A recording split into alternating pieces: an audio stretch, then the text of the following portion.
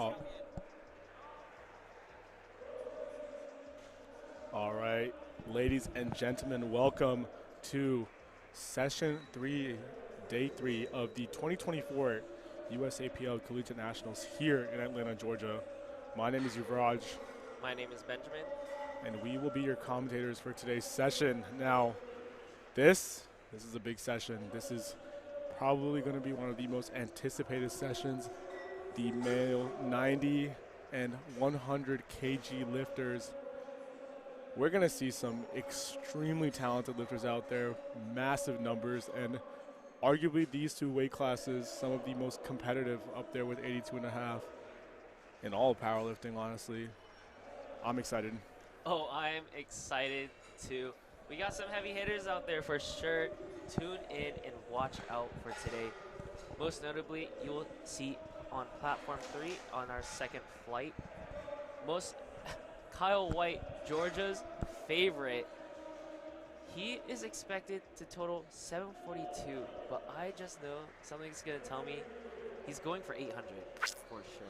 We will be seeing multiple, I want to say 770, 780 plus totals in the 90 kilo class, totals that would have won CNATs a couple of years ago, but now will not be able to even get you into the top 10. This is how much the competition has progressed, and we're going to be in for a show for sure. A show for sure. Here are the current rankings for Raw Men. Midland leading with 47. UTSA trailing behind by 6 points with 33. Texas A&M trailing by 2 points under UTSA with 31 points. McKendree following up with 19 and UMass with 18. And these team rankings, obviously, it does look like Midland has the lead right now by a bit, but keep in mind the way team scoring work, it is very weighted towards those podium spots. And so in this team scoring system, if you place first place in your weight class and are registering a total, that will count for 12 points, which is followed by a 9-point rating if you place second, and then 8 if you place third. So big drop off here. A lot of our athletes will be trying to go for that first place spot to get their school in that lead. And I'm excited. You know, I think Ben and I can relate to this. We hang around a lot of 90 kilo lifters. We know a lot of individuals in the 90 kilo class. One of the most popular classes, I believe, in terms of the lifters you see at the highest stage. And man, you're about to see some numbers that are ridiculous here as openers. Some ridiculous openers indeed. Some hold on tight. Some lifting is under its way. To start us off on platform 1, we're going to have Thomas McCartney. Platform 2, we're going to have Matthew Sales. Platform 3, Patrick Festa. And then platform 4, Alexander Thielen. All right, it's almost time to start the lifting. Looks like the crowd's excited. We're excited too. Let's get to it.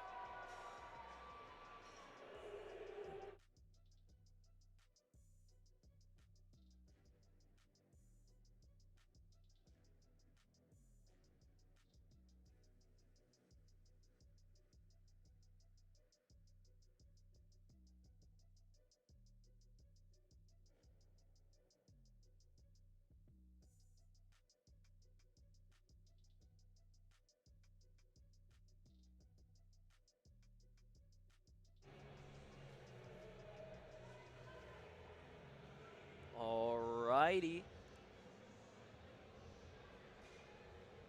Looks like our spotters and loaders are ready to go. The bars are loaded. And it is time to start lifting. Platform 2, we got Matthew Sales stepping out to 200 kilos. Big opener here. Platform 1, Thomas McCartney not so far behind with 197 and a half. Platforms 3 and 4 as well. Some of it being moved. Looks like on platform 4, Alexander Thielen won't be opening with much. He must be dealing with a tough injury, but it's nice to see him come out and show and put a total on the board. Good lift there for Thomas, and also a good lift for Matthew Sales. Matthew Sales will be followed by another Matthew, taking 207.5 from Drexel. And up on platform 1, we have Wesley taking 202.5 keys for a smooth squat opener. Here's Al Neat pulling up on platform 3 with 220 for his opener. And a rock lead from Liberty. Oh, an accident. But a good catch from our spotter. Hopefully everybody's okay. Hopefully everybody is okay, but they're able to get the bar back onto the J-hooks. Wesley, big brace here, hitting depth, easy 202.5 opener. And that will be a no lift there. 2 reds out of 3 total lights means that is a no lift. Remember, we need to have 2 out of 3 white lights at the minimum for it to count. It's not a successful attempt. Kim Mensinger on platform 3, stepping up to 235 keys. He's going to be representing Texas A&M, a really big team. As you saw, they were 2nd place on the men's raw ranking.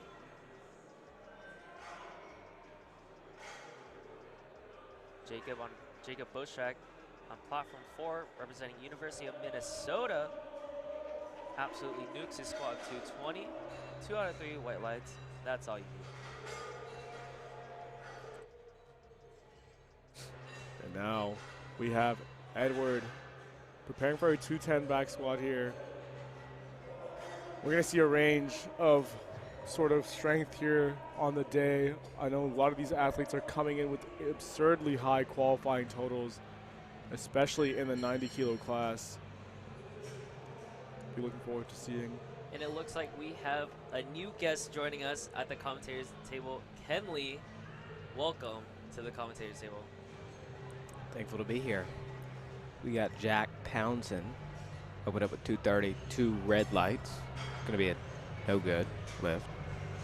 It's unfortunate to see. The judging here today throughout the entire weekend has been very strict. A bit of a fight from Edward on platform 1. He still gets it up though. See what the judges say. 3 white lights, good lift.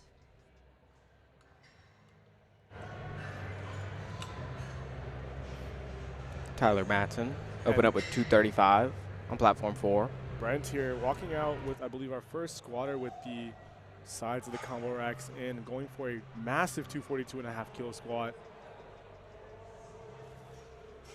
And as you can see, people, as time goes on, the lifts get heavier. So stick around. Easy squat there for Brent. 242.5 kilos as a 90 kilo lifter for an opener is no joke. We are going to see some big 600, mid 600 squats here, potentially even 700s.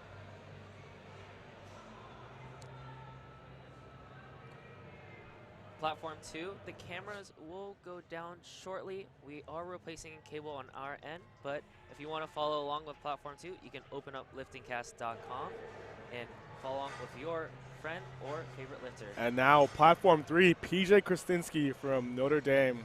Personal bias here, he is my coach and very knowledgeable individual, growing into the 90 kilo class. Ooh. Well, smokes 242. Very easy squat there on the day. Platform 4, Ji Hao pulling up. 245 on the bar. Let's see how it fares under him. Good lift for our lifters on platform 1 with Alexander. Another Alexander following up with 225 for an opener. Wow. Very well done on platform 4. And it looks like we are back. Adrian from the University of Texas at Austin absolutely smokes 225. Moving on with Brian Flores representing George Mason, also squatting 225. Now Alex on platform 1, gets 3 whites there for 225 kilos. We are pushing into the 5-plate, 496-pound territory there on platform 1. Very impressive. Here's Chris McBean. He finally gets the squat command. And an easy 245, representing University of South Florida. 2 different 225 squats here on platform 1 and 2 with Isaac and Brian. Very smooth for Isaac. Just as smooth for Brian. Let's see if they get good lift calls here. Good lift for Isaac. Great lift. For Brian. And the energy we can expect to sort of gather here. It is an evening session, so a lot of our audience members might be tired if they've been here from the morning, but I have a feeling the level of competition will make up for it very easily. For sure. Especially when we get Midland and the Raging Cajuns later down the line. Armando smoking his first squat there on platform 3 rather. Did see Armando training at the local DNA Strength gym a couple of days ago. Very strong squatter. Let's see what he has in store today.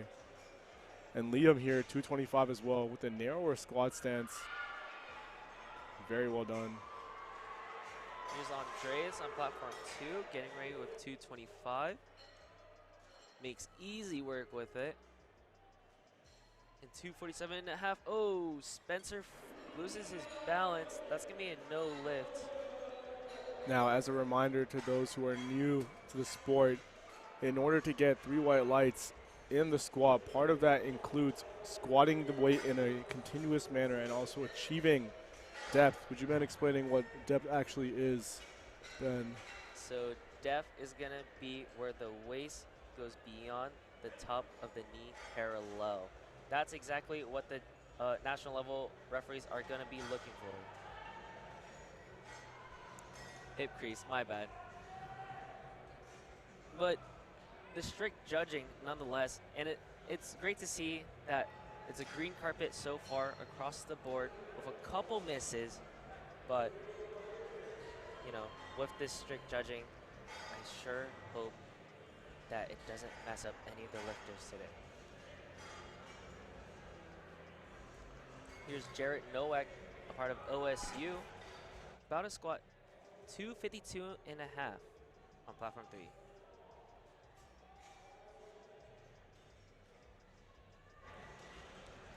And Colin here opening with 227.5 kilos, big 500-pound squat as an opener. Can expect it to move ridiculously fast. Jonathan on platform 4 taking 250 as well for his opener. Now, as these openers progress, why don't we go ahead and introduce ourselves a little briefly and what our background to powerlifting might be. Start with you. Right, so I'm Kinley. I'm from Greenville, South Carolina. I'm 5 weeks out from another national meet. I competed at CNETs last year, helped get Gamecock Barbell at the University of South Carolina started, which we had 2 athletes compete here this weekend that I helped make it through their first national meet. One of my athletes just competed at nationals a couple weeks ago, did fairly well, All-American. But how about you guys? I'm Benjamin, and I'm part of GSU Barbell. I am a part of GSU Barbell, but I'm also future vice president of GSU Barbell. I know that. Congratulations. Thank you. My promotion is yet to come, but is in the works. And so far, I have 1 meet under my belt. It was back in December. It was in hopes to qualify for this CNETs. Unfortunately, I did not make it, but I am just as happy to commentate CNETs. And yeah, my name is Yuvi. I am a graduating senior here at Georgia Tech Barbell. I am one of the VPs. I do all the social media for our team. Similar to Ben, looking to qualify this year, but got injured, but still very happy to be part of the process. And Ben and I are actually both 5 weeks out. That is true. 5 weeks out from another meet, so we'll be looking to get our names on the board there. Our get back. Our get back. What was your weight class, by the way? Yep. I compete in the 82.5 kilo weight class, and I'm also nice. 5 weeks out. I'm very excited Good as luck. everything starts getting heavier. Yeah. There we go. Perfect motivation for us heading into our meet prep. Wonderful. Speaking of which, we are on to seconds already, onto a lot of our platforms. Thomas kicking us off here with 207. And it's funny, you know, Ben mentioned earlier the execution on a lot of these lifts. You know, I think especially with the 90 kilo weight class, some of these athletes have moving into the weight class from 82 perhaps. They have a lot of meet experience under their belt. So execution to the highest standard, controlling everything they possibly can.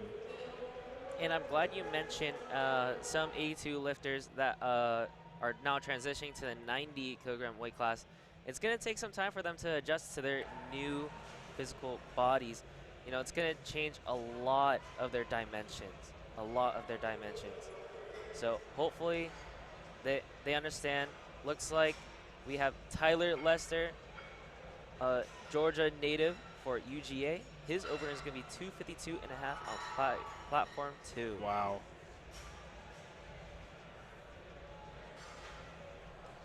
And Tyler Lester, as Ben mentioned, big 252 squat. That is very impressive for a 90 kilo lifter, even a 100 kilo lifter.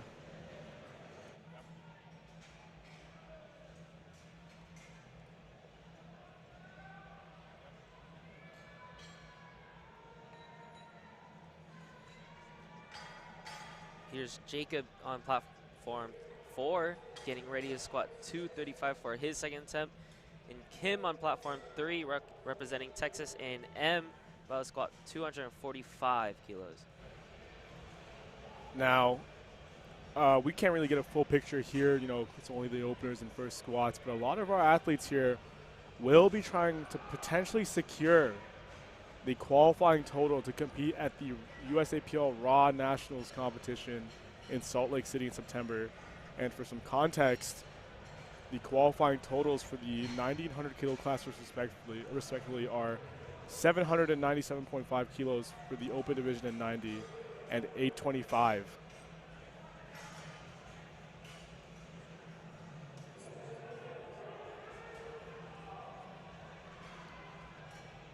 And sorry, just heard from my producer some comments on that. So these will actually be for next year because Raw Nationals this year did fill up, big demand, and you know, as part of the way the sport is growing, people are getting that opening, those qualifying totals a lot, you know, more frequently. So still, there is still some stuff at risk here for our competitors, and people will be making that push.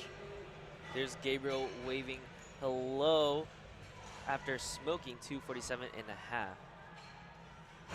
We got Dallas Romanowski on platform 4, keeping it conservative, staying at 250. We got a lot of people missing on platform 4 on depth. We've got multiple people jumping 15, 17.5 kilos. Dallas keeping it conservative, that way he can get on the board. Unlike a lot of people on here so far. That's a very good point there, Kenley. I mean, these big jumps, as John slightly misses out on depth here on the side calls. You know, we're heading into the heavier weight classes. Larger jumps between attempts on squat especially are going to become more and more common. And see Brent taking 257.5 keys for a second. Solid second choice for him. Speaking of big jumps, looking at both of these platforms, 1 and 2, what seems like lower openers coming out with high 400s, 500-pound squats for their second. Makes you wonder what they have planned for their third attempts coming up.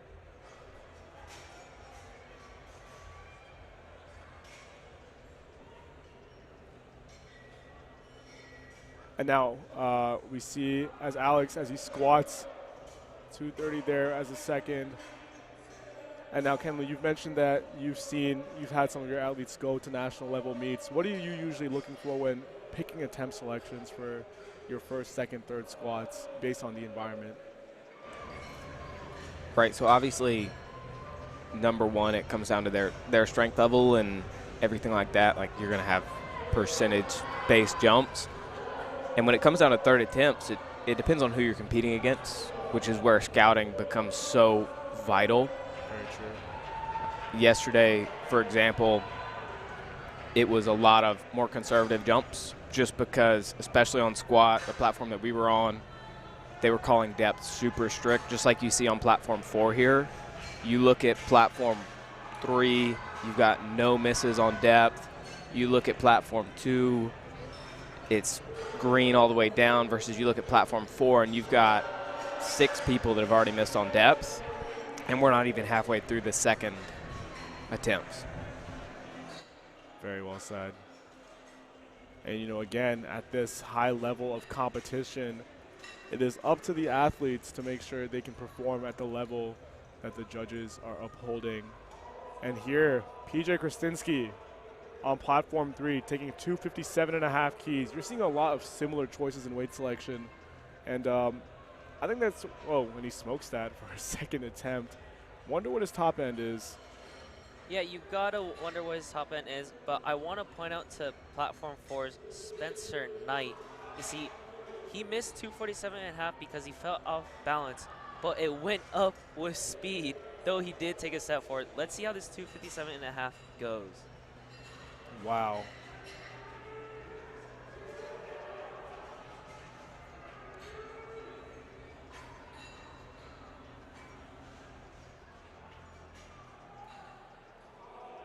And we have just heard that there is a shakeup in the team rankings right now for men's equipped. If you were watching the previous session, monster session for Blue Mountain Christian University, and that paid off as they have overtaken both ULL and Texas A&M. So similar to what's going to happen today, you know, a lot of heavy hitters in both the 90 and 100 kilo classes. These men's raw team rankings could flip around. And now, as you mentioned before, you're starting to see athletes who are missing their openers and attempts trying to bounce back. What sort of goes on from a coaching perspective, for example, or a handling perspective in terms of how you get the athlete right in their head? What would you say, Kenley? Right, so I can speak on this from both perspectives because at CNAS last year, I actually ended up missing my second attempt on depth. And just like a lot of these athletes, you know, they're still choosing to go up because they want to stay competitive and they have these numbers in their head. Typically what I look at is taking a slightly more conservative jump just to make them feel comfortable with what they're looking at attempting. That way they can go out there and crush it. Like on platform 2, you got Adrian Ogombi that just crushed his second attempt.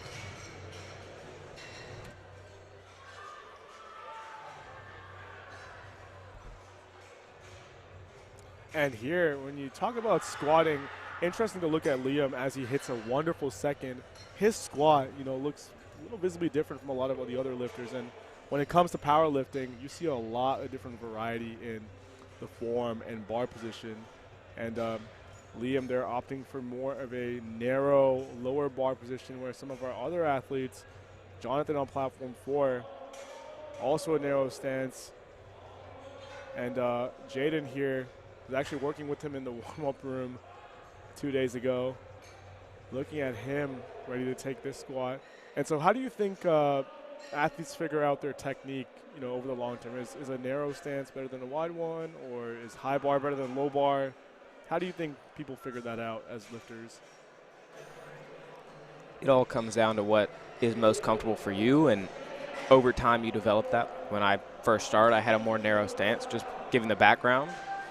And coming up now, it's, you know, more medium stance. I wear flats instead of heels. It's just what is most comfortable and what's going to allow you to push the most amount of weight and execute consistently. And then I want to touch up on that. It's going to be a lot of trial and error, right? You're going to look up to a bunch of these influencers and these pro-level athletes, and you're going to think, maybe that could work for me. And when you try it out for the first month, yeah, it works. The second month, you don't see that much progress. And that third month, you just end up going straight back to whatever you're comfortable with, just like what Kenley was saying. Very well said. And Isaac there with a nice second attempt. You know, not everybody can squat exactly like Russell Orhe. That's what works for him. Russell It might not Orhe, work for David everybody Wilson, else. Like David Wilson is a good one. He has a very wide squat stance. And he even recommends to anybody watching him not to do what he does. Don't do it. It's, yeah. And you look at his athletes, they typically don't use as an extreme as he does. Not at all.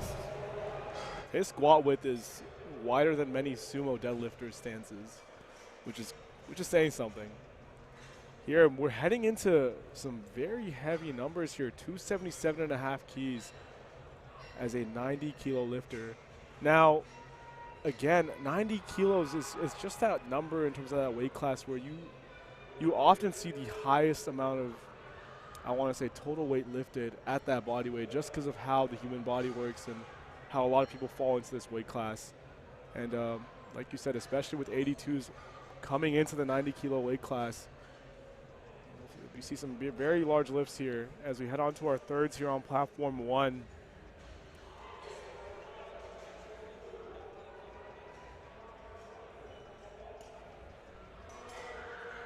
Here's Brandon Rodriguez on platform 4. A bit of a grind on 282.5. Jacob makes light work of 277.5 keys. It's going to be good lifts on, no lift on platform 3, but a good lift on platform 4. We're back at the top of the charts on platform 4 with third attempts. Maracli Danelio from Liberty. His back is against the wall. He needs this 230 to get into the lead. Now, for those who might not be aware, what is the implication of missing all 3 attempts on a certain lift? What does that mean? So when you miss all 3 attempts, you're going to bomb out and you would not be able to enter a qualifying total. Very well done. Amazing squat from Maracli. That's the white lights.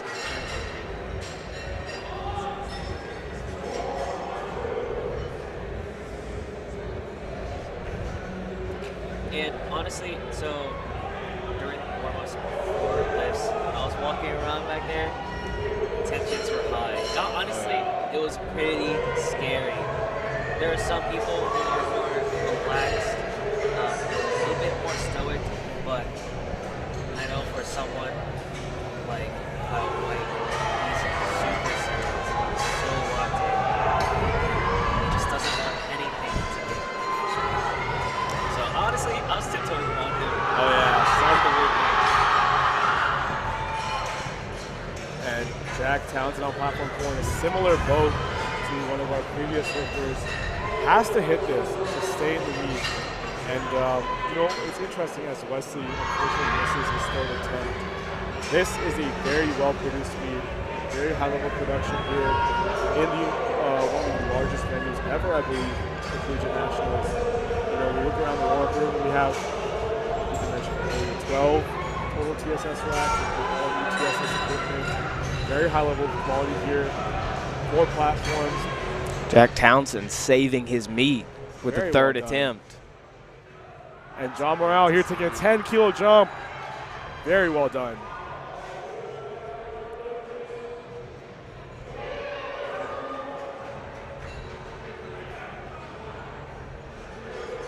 And for those who want to have a supplemental watching this stream and want to keep up with the rankings, you can follow at either scoring.usapl.com to see overall rankings, or you can follow on the LiftingCast online and search up the USA Powerlifting Collegiate Nationals. Especially important to once we start getting into the later lists of the evening and start seeing those rankings change. And now, as we were discussing earlier, since a lot of our athletes are taking larger jumps between attempts, that third attempt, especially if you miss those first 2, it's a big mental battle there. And, Kenley, have you ever had to experience athletes being on that verge of needing to hit a third to secure a total in a lift? Oh, absolutely. But there's massive benefit to it, and you can build massive momentum in a comeback story like that. And everybody loves a good comeback story. Yes, nice job with that 242.5. Kenley, I gotta agree with you. Everyone wants to see the underdog win.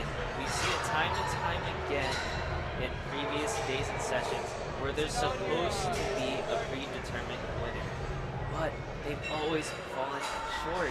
And that's where the underdog came in. The underdog came in by being very consistent with the squat, the bench, and then ended up pulling for the win. Big energy here for Max as he hits a monster 265 squat.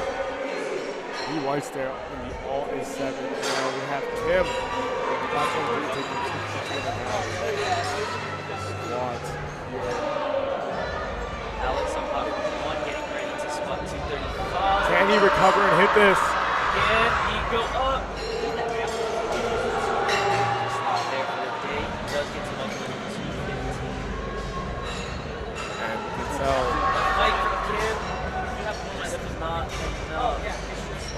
And we can hear the reverberations of the music. You can expect this to get very loud here in the crowd as lifting goes on.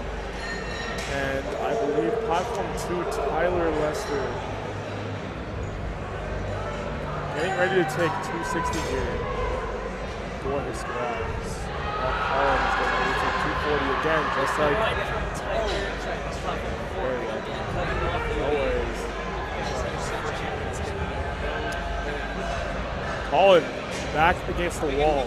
Can he gain momentum just like in this third attempt? And the most interesting part about this meet, with it being as large as it is, I mean, you have people on the big screen. You've got hundreds and hundreds of people competing every day. Tons of people out here in the stands and whatnot. The energy is absolutely ridiculous. You push on to like platform 4. Oh yeah. Where you've got like Jonathan right now putting up 267.5. Big number, yeah. 5 kilo conservative jump, but the energy over there is just uncanny to anything else. Very well done.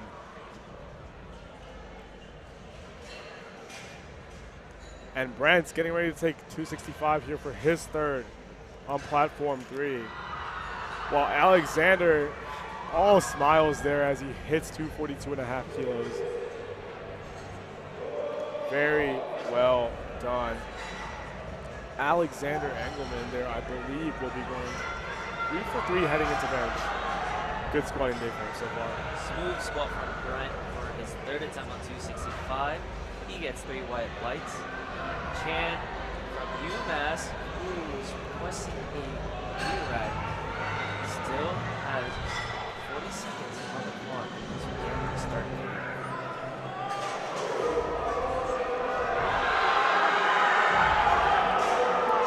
The crowd right now and the energy is absolutely ridiculous. Yeah, we can hear it from the back. Something feels different compared to the earlier sessions. Like, there's a change in the mood. I think everyone recognizes this is like the class, the session to watch, because there are some lifters in these sessions that have serious potential to break out. And there, big third squat from Paulo, 247.5. Now, forget to mention, for those who may not be too familiar with kilogram weights, a lot of these weights are pushing into the 600s, high 500s. Especially with Luis from University of South Florida, who's squatting 595 pounds. Let's see if he gets his third attempt. And his teammate right next to him, Chris McBean, going for 265, 584, he's a 6-plate squat.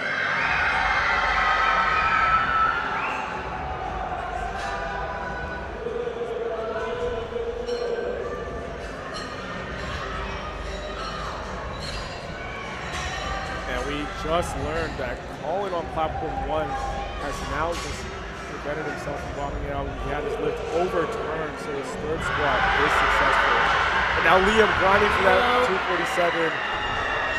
Now, the jury system, very critical in national level competition. And I'm sure Kevin will have a lot of experience with overturning any lifts, or see that at least. I've been super fortunate that I've been blessed with the jury and just judges in general. And when you train to standard and whatnot and you don't get put in that position, it's nowhere near as stressful. For sure.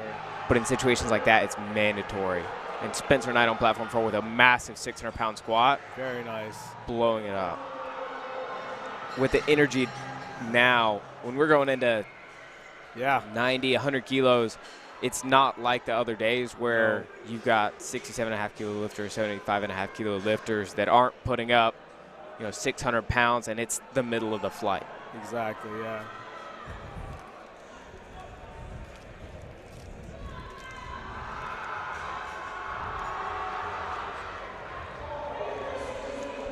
Yeah, and as we were noting before, especially as Ethan says, relative to the past few years in this weight class, the way 585, for example, as a squat has been normalized as almost the bare minimum you need as a later attempt going into competition is ridiculous. I mean, you're about to see some monster squats later on in some of these fights that we haven't really seen this level of competition before. And what do you both think is associated with the increase in overall competitiveness and strength these past 2 years? Is it coaching? Is it popularity of the sport? I think it's a mixture of both. Coaches have become new research. As coaches come out with new research and find new ways to put on more kilos, and not only that, but there's also a mixture of new equipment as well.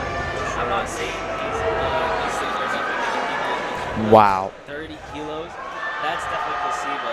Wow. But Dallas Romanowski blowing up a 25 kilo jump Sorry to cut for you a good all lift. off, but I have to support my coach man here. PJ. PJ, oh. So close.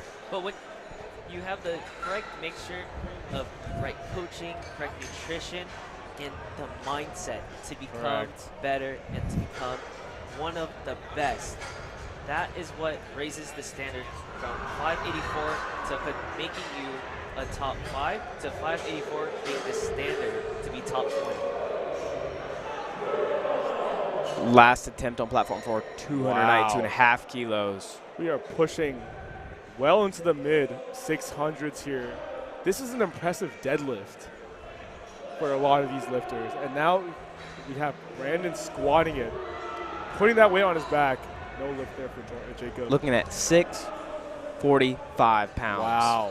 That's crazy. Come on, Oh Brandon. my goodness. Up, What a up. fight. Absolutely blown it up. That is not easy work at all. Wow. Ooh, it's going to be a no No lift, lift. though. Unfortunate. And Jacob on platform 3 also misses his lift there. With all the advancements in powerlifting, the equipment, the coaching, nutrition, all of that's amazing. But what is most important and what's pushed everybody as far as it's come is just competition. 100%, yeah. The reason why we never saw anybody in the 82 kilo class squat 600 pounds until John Hack did it, and then all of a sudden everybody's doing it. Yeah. You see it in every sport. Nobody believed the 4-minute mile was possible until it was possible, and Exactly. now we've got kids in high school running a 4-minute mile. Yeah. Very well said there. And I think the biggest thing specific to our generation, social media helping make a lot of these achievements a lot more well known. I know at least in the college scene especially, people sharing their training or not sharing their training keeps everybody on their toes. And friendly rivalries like this can only push people further and further to stay on top of their training. It is ridiculous. I mean, we're seeing a big range of squats here. And on platform 2, as Jonas prepares for his third attempt squat here of 250, you can notice that the racks are set in. Now that is definitely a matter of personal preference, just to allow him to get that wider grip. And what are some of the differences you might see with a wide grip on the squat versus a narrower grip in terms of positioning? So it's definitely going to be purely subjective, but it's up to the squatter. Jonas, come on. What a great squat by him. But as I was saying, it's completely subjective. For more of our boxy frame builds, they're going to want to keep their hands a bit wider as it is more comfortable for them. And that's why they need to bring the posts in, so they can put their hands outside where the post would usually be. Very, very well explained there. And man, the volume is already getting loud. It's only we're only starting some of our thirds, or wrapping up some of our thirds here for this first flight. And you can already hear the crowd getting loud here. And, with the 90 kilo class, I mean, again, so many heavy hitters. It's not so much that these athletes are coming from certain schools. Every school has the potential to send a 90-kilo lifter. So, again, rankings could really switch up here. And it's going to be ridiculous. I mean, I'm looking at some of the QTs coming into the meet. We have some very close to 800-kilo QTs from a 90-kilo lifter, which is and I'm sure ridiculous. They want to break that 800 mark today, so I cannot wait to see it. Looks like on platform 3, we're already on to our second flight with Demetrius Smith up with 220 for his opener.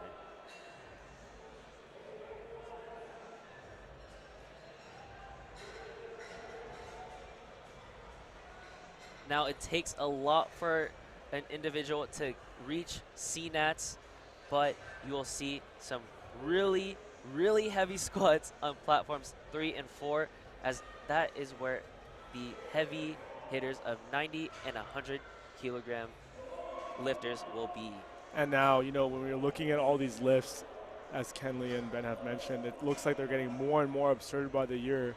And, you know, you start questioning, you know, whether or not athletes are participating in any other sort of outside sources or assistance for this. But you can rest assured the USAPL is one of the most tightly regulated federations when it comes to drug testing.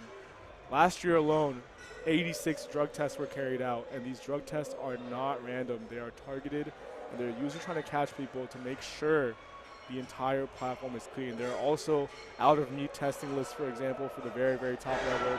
It's good to know that the USAPL is trying to keep the competition fair. And honestly, more of a testament to the genetic freaks we have here in powerlifting nowadays.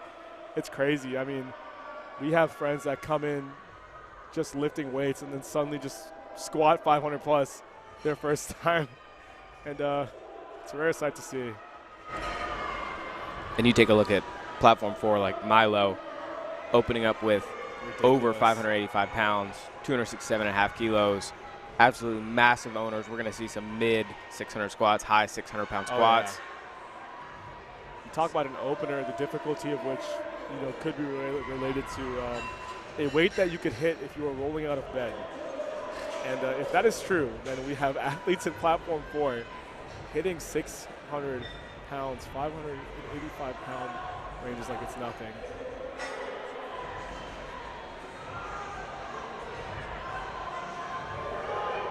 Mitchell here, getting 225 as an opener. The openers here on these next fights are also getting very, very large. You're about to see a lot of second and third attempts into the mid 500s and high 500/600 range marks. Right, and you've got Mr. Castillo on platform 4 opening up with 600 pounds, and it is 3 white lights. It's a good lift. Miles on platform 3 absolutely smokes 240. 3 white lights, couldn't agree more. You know, we're talking about all this training, but one of our sponsors for this stream actually provides free training, and that's going to be Boostcamp. Transform your lifting journey with Boostcamp. The last training I've ever did. Access free training programs from legends like Bryce Lewis, Eric Helms, and Albert. Make your own ultimate custom training cycles to use the next level. Big free business stuff. We have another Georgia native here, Joseph Gorman, 100-kilo lifter, opening with 232.5 kilos here on platform 1, 250-kilo opener for Jack on platform 3. Oh my goodness, that was a little too fast. Making those weights look fake. Not saying they are, but very, very fast squat there. And on platform 2, we're wrapping up with the thirds here. Last 2 squats of the flight. Matthew Nichols, 260 kilos here. Let's see what he has. Here's Ethan Wynn on platform 4, 277.5. Oh my goodness. Making light work of it. Gabe Quadra, I believe the Aggie powerlifting president, Mr. Big Chungus Gabe himself, looking to be up there in contention in the 90-kilo class to win it all. Big opener here. Oh my. That was a crazy squat. Georgia native platform 4, Grayson Duggar here. 277.5 kilos for his opener. Very excited to see Grayson here, handled by Ethan Stone in his signature orange Reese's shirt. And Grayson looking to secure second, separate himself from the rest of the pack here at his second CNATS, I believe. Very, very big performance ahead. Tyler as well, third squat here, 267.5 kilos. And Lucas, another Georgia Tech student, getting ready for 245 here on platform 1. Big showing ahead of us. We love to see as more and more Georgia lifters come out and lift. And on platform 2, as Tyler is ready to take his 267.5 keys. Come on, Tyler. Can he push through? There he goes. Very well done. Lucas, Georgia Tech lifter here, platform 1.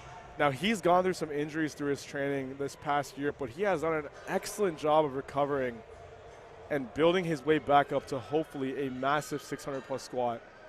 Let's see how he does. While Joshua Hall on platform 4. Lucas stumbling a little bit there. Now, when it comes to getting the start command of the squat, looks like he's not going to have enough time.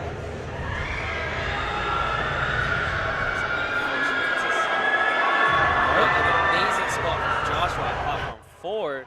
290 looks so easy on his back. And Joshua, oh, it's gonna be no a lift there. Unfortunately.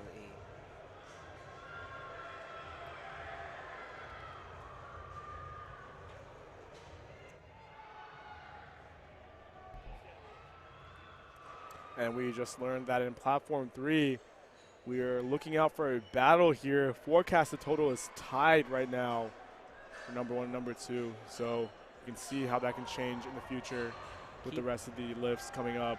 Keep your eyes out for Seth Masuki and Kyle White. Big lifters. Now Chidera, platform 4. He, for those who follow future powerlifting, was on King of the Lifts. Big 700-pound squat as a team. That is true, and I was there to witness it in person. Ridiculous. It was crazy. Can he bring it to the platform at this stage with another Georgia lifter on platform 3? Mr. Landon Spurgeon here. Surge. Let's go, Landon. Looks like Chidera needs to retake this squat. And now, with the opening squat, especially with weight this heavy, how is the impact you think this has on a lifter, regardless of the weight class? Are you referring to the nervous system or to nerves being in this environment? Being in the environment, yeah. At the end of the day, the weight for them doesn't matter, especially with these openers, because it's something they're familiar with. Like the lifter that just completed a lift on platform 4, which was a good lift in the mid-600s. Like you said, he squats in the 700s. So that's comfortable weight for him. The most nerve-wracking thing here is the environment. It's absolutely ridiculous. If y'all have ever stepped on a platform at the national stage, you'd understand. And let's see here, Evan Ross, another big favorite for the 90-kilo class, Mr. Mini Hulk. 265 opener. I know his top end is into the 300s. Let's see if he can get there. And if 265 looks like just like the bar, I'm sure the top end is there too. Oh, yeah. And Patrick Borman jumping 15 kilos after missing his opener attempt for 3 white lights. There we go. Great job there. That takes guts. And here's Seth Dasuki, our projected first place, as he weighed in lighter than Kyle White, who shares the same subtotal of 742.5 forecasted. Now an update on platform 1. Lucas Odom will be put at the end of the flight here to retake his first attempt. Maybe a mishap there with the way the weights were loaded. But it's nice that he is awarded that retake there and does not get penalized. Still, we'll take energy out of him as he's up next to take 245 here. Here's Seth for 265 on platform 3. Makes easy work of it. And it looks like the reason why Lucas is getting that relift is because he stepped on a spotter's foot. So ample reason for the jury to give him a chance to retake it. Shout out to the jury being very, very observant of these smaller details. And despite the energy in the building absolutely going through the roof, we're looking at in the middle of the flight for 100 kilos, 606 pounds on the bar on platform 4.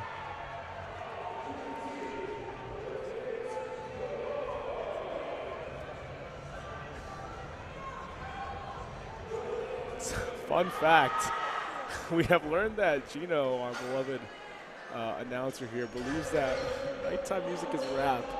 And, you know, that's a bold statement from Gino. Bold statement, but maybe rap is a little bit more befitting for, I guess, college students in general. Yeah, but I think it's a little bit more befitting, maybe for something more hype, right? I would say so. Rap needs like a build up, right?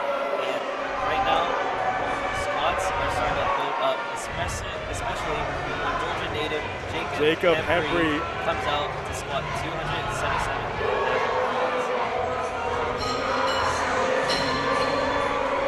And now Jacob Hembry, big squatter here. Even better drummer, actually. Is that so? Good squat.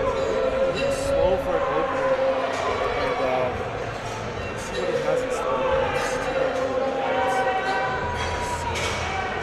Kyle White, we mentioned earlier, he was also on peak of the list recently, and he's made some bold statements. Let's see if he can back it up here. Kyle, 280 keys. tapping up the spotters. No matter what he hits today, considering what he was a year ago, you cannot say he has not. And look at him right now, getting the hometown crowd into it. He knows he has the city of Atlanta behind him. Big favorite here. Come on, Kyle. Show him what you're made of. And we got Blaine on platform 4, putting up 208, jumping 15 keys after missing his first attempt. Big squats on platform 3 and 4 here. Amazing. And we've got Gino excited with his nighttime music. Everything's bumping. Everybody's having a great time. Another University of Hawaii lifter, I believe our second today, following Casey Bell earlier on. Benjamin Shield, 237.5. Shaky walkout from Kyle. Kyle. Taking that. Laser focus. Yeah. Taking the full 60 seconds to hype up the crowd. I would be scared. I would be shivering in my timbers right now. If 280 moves that easily. I see a 310 potentially. Let's see how it goes. Potentially. Listen, he's hit it in training before. Let's see if he can do it again. For sure.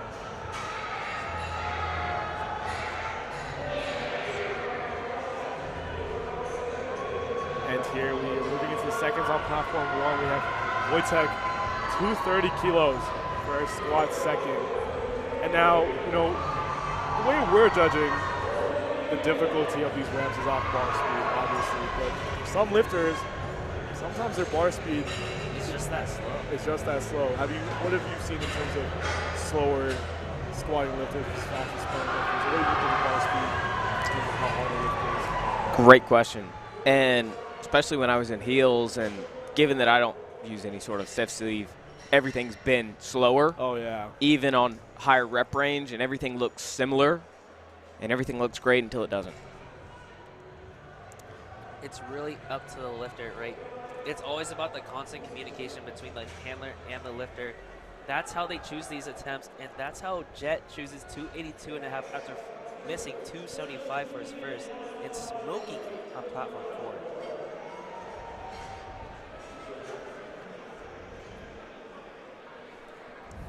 And we have just learned on platform 2, we have Team Army and Team Navy, both having competitive members here in this flight. Pretty friendly rivalry we can look forward to here, especially, you know, the Georgia rivalry as well. You know, I know for sure in some of these flights, multiple heavy hitters from Georgia schools. And in general, I think with just how tight-knit the 90 and 100 kg weight classes are, I know for sure some of these lifters are directly facing their opposition.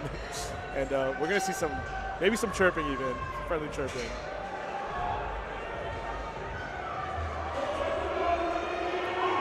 I mean, maybe again showing up to all of this is Air Force. Exactly. We did have Air Force lifters earlier on in the day.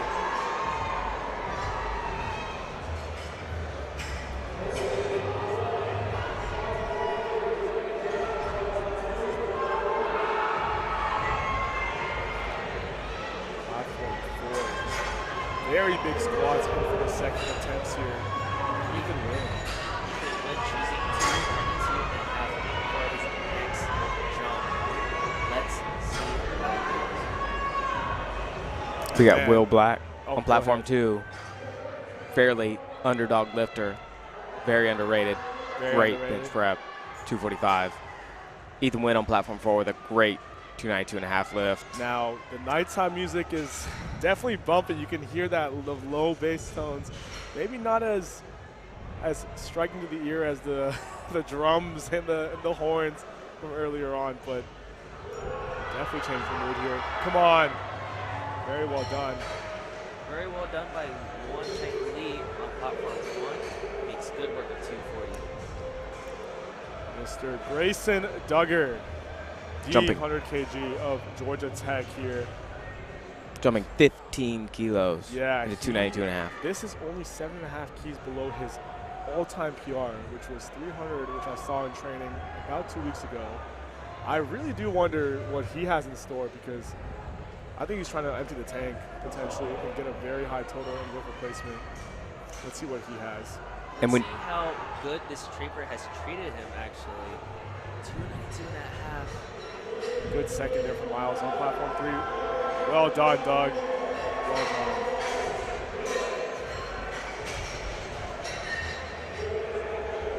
And now platform 4, the insanity does not stop. Chidera taking that 300 kilo mark for a comp PR, and we have Josh Hall also.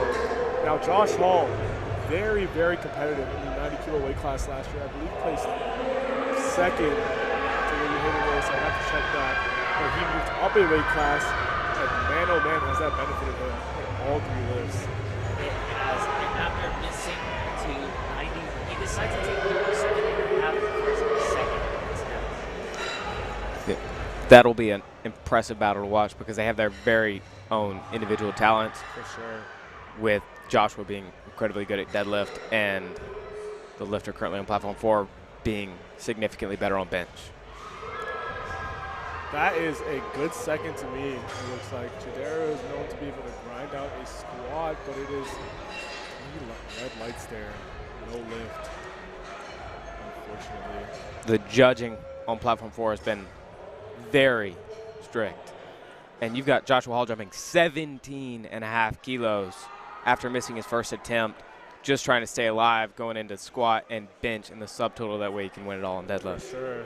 Yeah, he has a ridiculous pull on him. Those arms are no joke when it comes to leverage.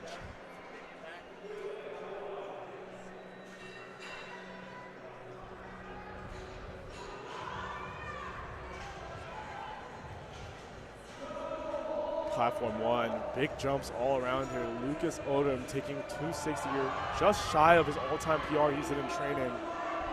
Lucas, again, we're rooting for you, having to take that opener once more.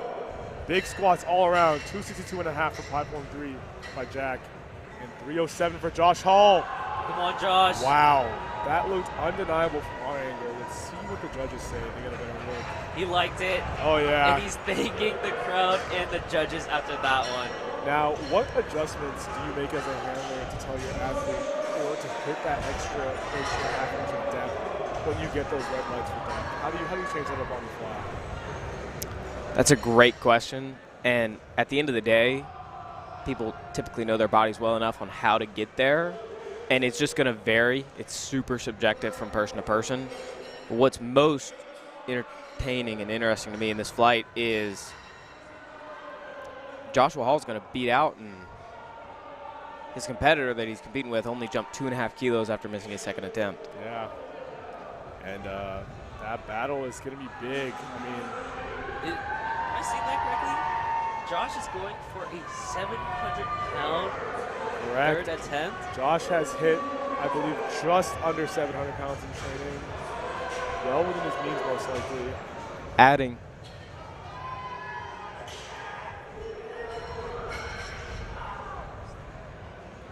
And we have just learned that Kyle White putting in that 300.5. We've got 2 lifters opting in for chips and chipping records, with Kyle White chipping by half a kilo for 300.5 kilos, and Josh Hall chipping half a kilo for 320.5 kilos. And we have Seth capping out our second squats here in platform 1. Now Seth, rest assured, while he might not be on the big platforms, creeping into that top 10 already on forecast, got that chip on his shoulder, wants to prove that he belongs up there. And just keep in mind, the way the lifters are assigned to these platforms is based on incoming QT. Now that doesn't mean lifters haven't made significant progress. We have some lifters put on a separate platform who might have made amazing gains in these past few months, and you never really know. And will Seth be able to prove that here? Can he hang with the big dogs? Let's see it, Seth. Speaking of the big dogs, we have Landon Spurgeon from UGA going for 277.5 keys on platform 3. And we're pushing into third attempts on platform 4, and the energy is absolutely contagious. Oh yeah, oh yeah. Unfortunate for Landon, he lost balance at the top of his squat and had to take a step back. We'll see what he chooses for his third, because that second attempt was pretty easy for him. Isaiah Coleman here in the, I believe the red and black GBT singlet, the only second GBT singlet I've seen this entire meet, actually. 240 light work there. I think he has another 20 keys in him, maybe, based on my confidence. That was very snappy. Mr. Mini Hulk, 282.5 keys platform 3.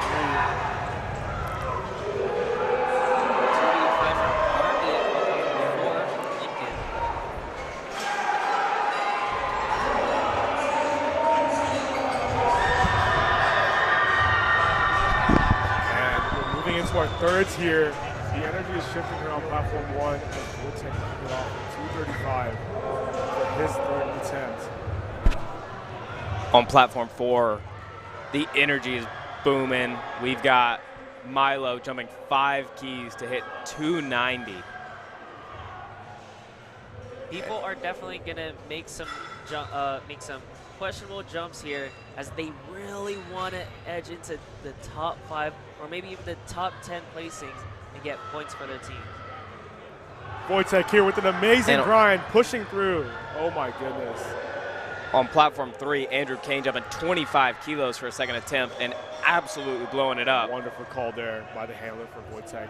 A great squat from Milo, but just called for depth, unfortunately. Ben, representing Hawaii on platform 2, 250 kilograms. Big squat, let's see him. Oh, very well done for a second. Barely getting his sticking point there. And Seth Dasuki, once more, that reigning favorite, big 20-kilo jump. Taking 285 as a second attempt is ridiculous. Up Cole, and he's not able to get it. Seeing massive jumps on platform 3. Now, with bigger jumps, you gotta have that bigger confidence. I think obviously a lot of these lifters, so much training data, competing over and over and over again. These big jumps might look risky to us, but I'm sure very calculated here. Seth executing on 285. Seth absolutely needed that. He's gonna need every kilo here if he wants to hit that forecasted total and stay in first. Bam here, custom Oregon singlet, very well done for 252, and Trenton also getting 240 on his third attempt. These squats are ridiculous. I mean, talk about setting a lifetime goal when you start powerlifting to squat 230, and you hit it, and then you see people in 90 squatting 600, mid-sixes, 700s now. Right. It's Jet insane. on platform 4. Absolutely blowing up 297.5 kilos. Wow. That's 655 pounds. A grinder from Jacob Hembry, Georgia local. He gets it up though. Jumping 10 kilos, fairly conservative. 3 white lights, great call. And yes, platform 3 is going to be big. Have your eyes on Kyle White coming for that collegiate squat record. Now, Kyle, talk about confidence. On a second attempt, jumping 20.5 kilos. Kyle is, you talk about people that have aura and energy, and you know they want to give their all to the sport. Kyle is one of those people to look up to. He is, you'll see it right here.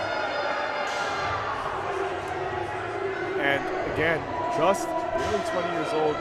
Previous best is 295. And Grayson Duggar, can he fight through? Come on, Grayson. Ethan is ecstatic. Let's can go. see it. Here comes Kyle. Amazing work, Grayson. Good job. Every single squat. Kyle absolutely leads this squad. Eyes on platform 3. The energy in the building is booming right now. Kyle, you need to see everything right here, Kyle. Come on. In the J's. Let's see it. 2 over 667-pound squats. Sleeves. Yeah. Powerlifting.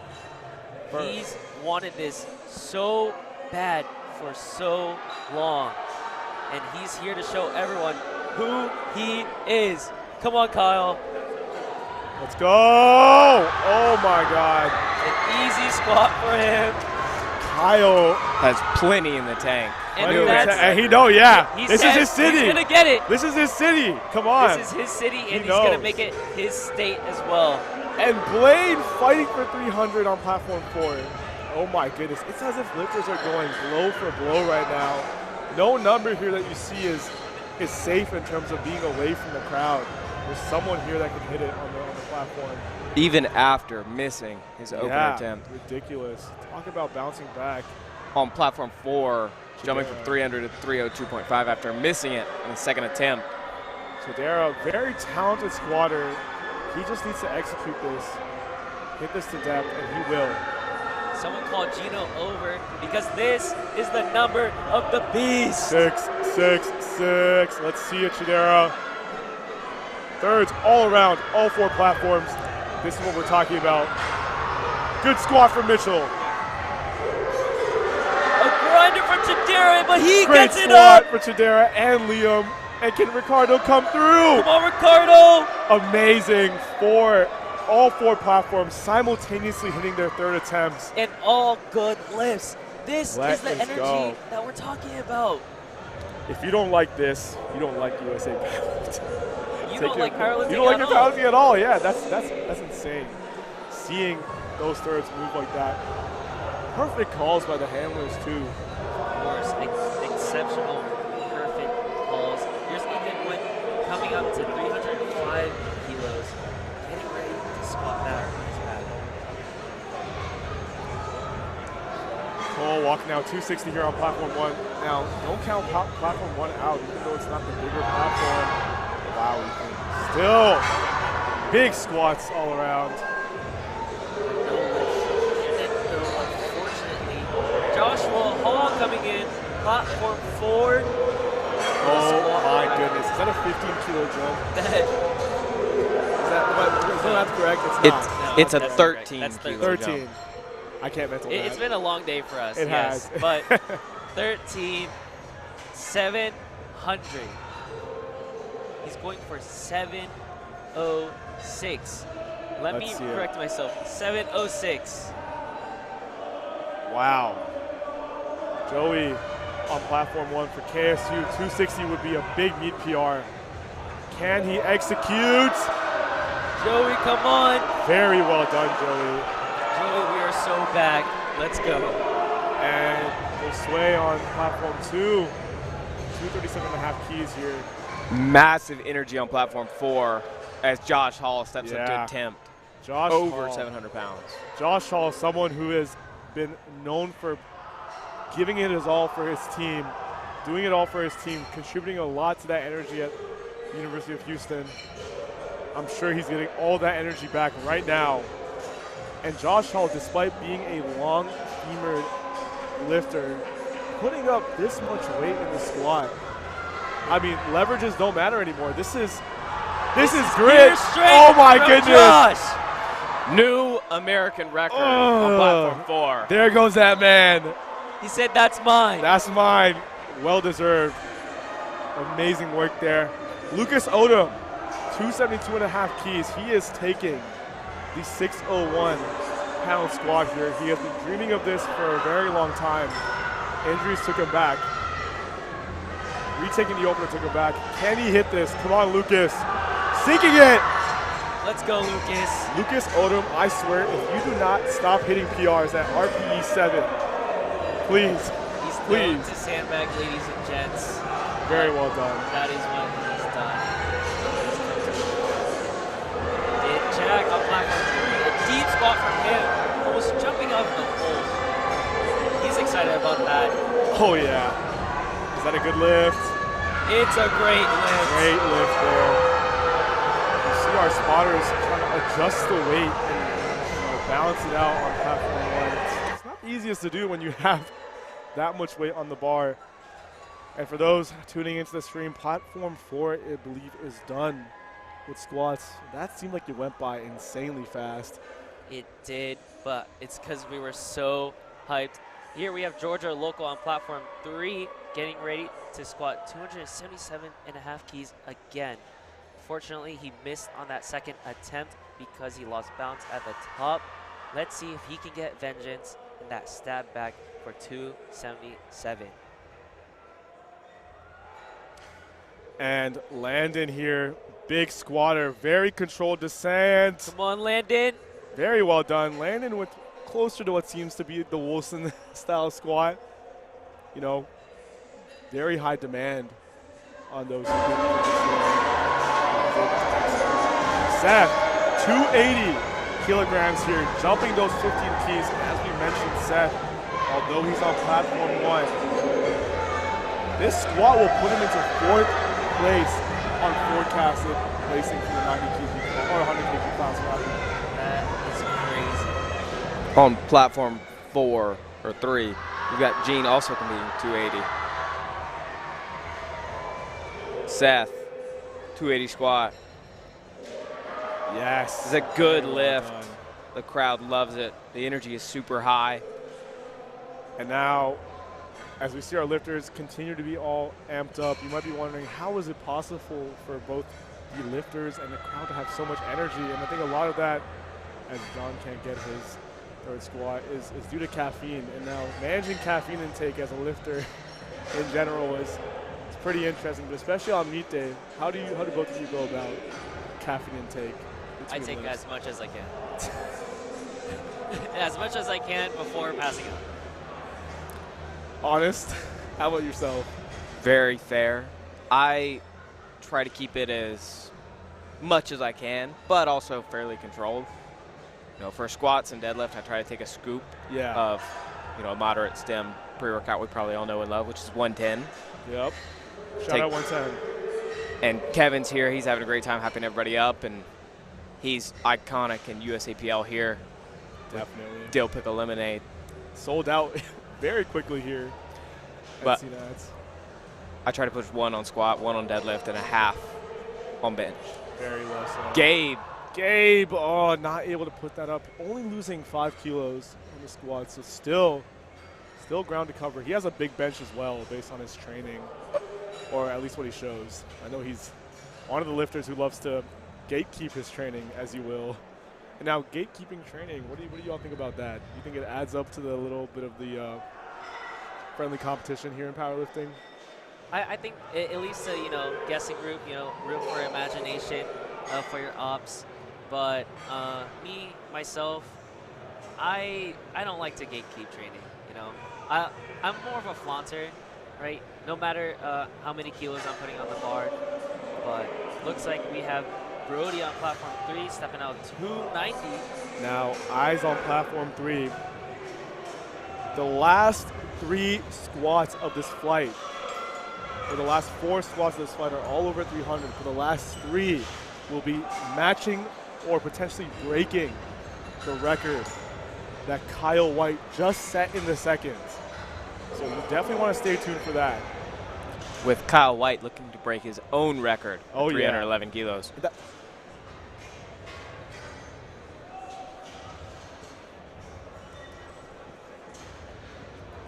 Yeah, this is insane. I mean, again, competition, right? Like, a lot of these lifters, we don't even know what they've hit in training. Kyle, for example, we've seen him hit 310. Not the easiest, but to have the guts to say, I'm here in this moment, and a lot of our lifters here embracing the moment to say, I'm going to go, you know, pound for pound and take that American record.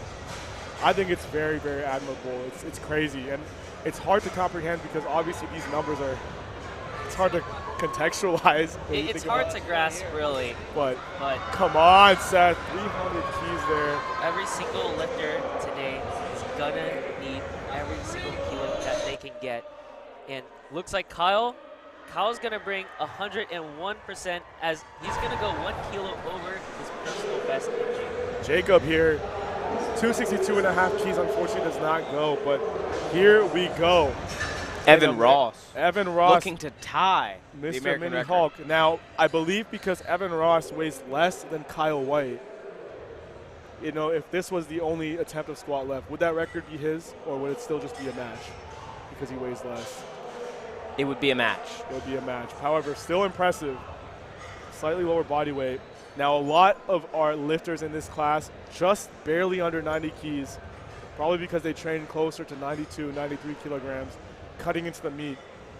But still, it looks like here, Evan, it looks like LiftingCast says Evan is taking 300. Not to keep your eyes on platform 2, Will Black squatting 270 kilos. Let's go. As a 90 kg lifter on platform 2. That was a good lift. Great lift. Let's go. Nicholas coming in squatting 280 on platform 2.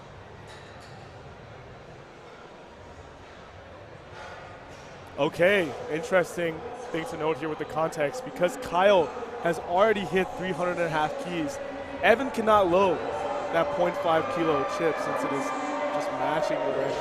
That is insane. Really? So,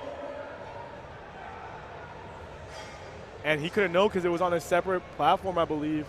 So they were all on platform 3. Kyle White I believe they were all on platform 3. But regardless, let's see how this changes it up. Will they still let him take it, or does Evan have to be forced to take 302.5 keys? Evan can take 301. He can take 301.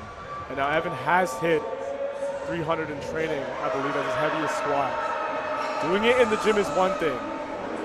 Can you do it, excuse me, in front of every single person you're watching at Nationals and these judges? The most interesting thing about Nationals in an event like this that's absolutely massive, hundreds of people here, the energy's high. You look in the warm-up room, everybody's locked in. Oh yeah, everyone has got their headphones in. I don't even want to go up and walk around them. I mean, even some of my close friends, I'm sure you don't want to approach them because you know. When you're in that zone, I'm sure all three of us can know, when you're locked into a lift like that, it's just you. Now, that crowd out there can make or break you. Correct. Because that adrenaline is going to take you either way, and it just comes down to which way are you going to let it. For sure, and I think we're so grateful to see that all of the strongest lifters here so far this session, Kyle, Josh, Evan, very big personalities from just feeding off that state energy, especially Kyle. I've seen, from personal experience, I've seen Kyle lift, and so, Josh as well based on his videos. When they lift in an environment that they know has their support, something uplifting about it. It's good to see them feed off the energy. And so the thing about Kyle is he's very infectious. I will not lie. He is. When he's very serious, when I'm training at DNA and I see him go for something crazy and he's shouting, he brings the energy up of everyone around him. And if Kyle's having a good day, everyone is going to have a great day and everyone's going to hit their lifts for sure. But it looks like Evan Ross is taking 301 for the American record. Evan Ross has to chip this now to load the weight. Let's see what is in store here, because after Evan, we have Andrew taking 308. That is an insane jump. Evan going up another half kilo for 301. Evan, an Aiden Raider athlete. Chipping the American record that was just set. Oh my Come on, goodness! And it looks like a good lift. Oh my goodness, well within his means, and regardless of what happens, Wow, a new he's running American off. record Oh my set goodness. A with great attempt. 2 to follow. We've Two got more. Andrew Kane looking to my break the goodness. record Andrew again. Kane taking a 25-kilo jump from that opener to the 20. second. That 23-kilo jump, but this Seminole, can he get it? If he gets this, he will take the American record and put the pressure on Kyle White. Yeah. Kyle White. 23-kilo jump is absurd. Now his second looked very fast, but that's the thing about big jumps. You have to be absolutely confident and absolutely sure of yourself. And I'm sure there's no self-doubt right now in Andrew's head. With platform 3 being the only platform left, the whole crowd is behind Andrew right now as he goes to complete this 308-kilo lift. Representing Florida State. Let's see this, Andrew. Come on, Andrew. Yo! Oh my goodness! With That's plenty left in the tank. how much in the tank? Oh yes. With Man. the 3rd American record being set on platform 3 in the same flight, with Kyle White falling behind. Sure to make it 4 with 311 kilos. 311 kilos. That is crazy. But Kyle White, he's battle tested. Oh yeah. If you push him to the edge, he'll go right with you. Pound for pound, kilo Dang. for kilo. Oh. He's there. Andrew, that 308 was disgustingly fast. Like, you talk about a perfect weight selection. But you see Kyle here now. The crowd is cheering for Kyle. The crowd is cheering Kyle's name. Oh my goodness. This is a moment. Will Kyle take advantage of this? Step up. Come on, Kyle. You've done this before. You need it. You see it. Kyle feeding off the energy. Wish I could be there to see it in person. Come on, Kyle. And he is dialed in. He's so ready for this. Kyle, you need this. Big brace here, Kyle. This is yours. Come on. Oh! Oh my God! He's Kyle! got it! Let's go! And he's got it! Kyle. Oh my God. Does he get Kyle! it? Yes! Mr. Kyle White. Kyle, Kyle, this is your state. You came to show everyone what you came to do. Yes, sir. He is Mr. Georgia there. That is. He is Mr. Georgia, and he's gunning for first place. We start a bench on platform 4.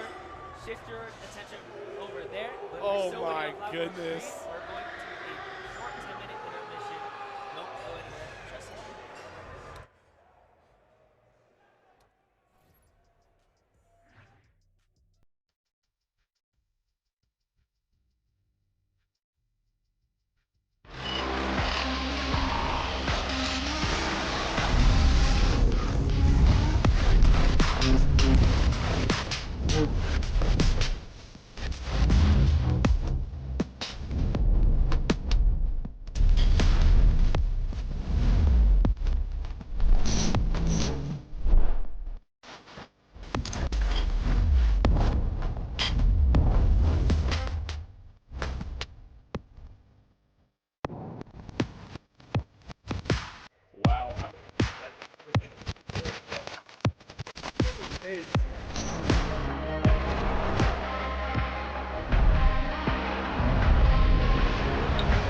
Moved so much faster than the second one. That's what we mean by being ready for a moment. Kyle is just, he's shown this again last prep, I believe, too. You know, feeling maybe certain lifts are having a difficult time in preps. But when that moment comes, he is just, I think all of us as athletes could learn from that. That is ridiculous concentration there. And Kyle, no That's the slouch. standard. That's the standard, man. Great match from Tyler. 3 white lights. And we have a short intermission here for the amazing platform 3 and platform 2. We will be back with the bench press event in the next couple of minutes. A lot of our athletes here will be trying to secure qualifying totals for nationals and national floor. And as you can see on platform 3 screen, we have a regional championship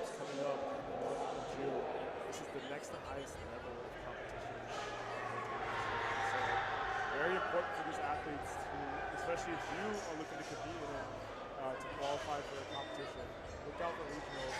Fun fact about regionals, the winner of the weight class will get a 15-kilo weight handicap towards qualifying for the nationals. 50 kilos is no joke. That's a lot of weight.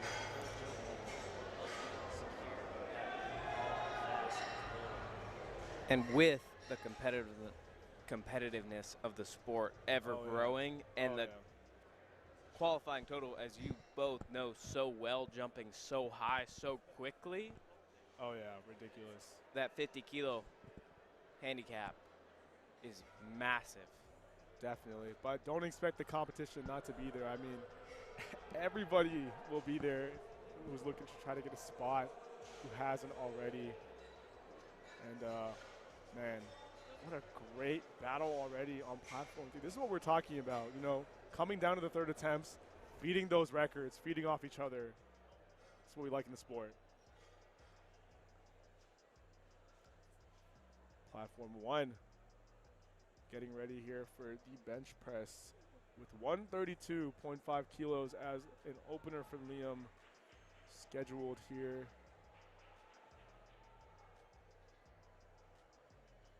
Here's Max from the University of Wisconsin, looking to bench 150 for his opener on platform 4.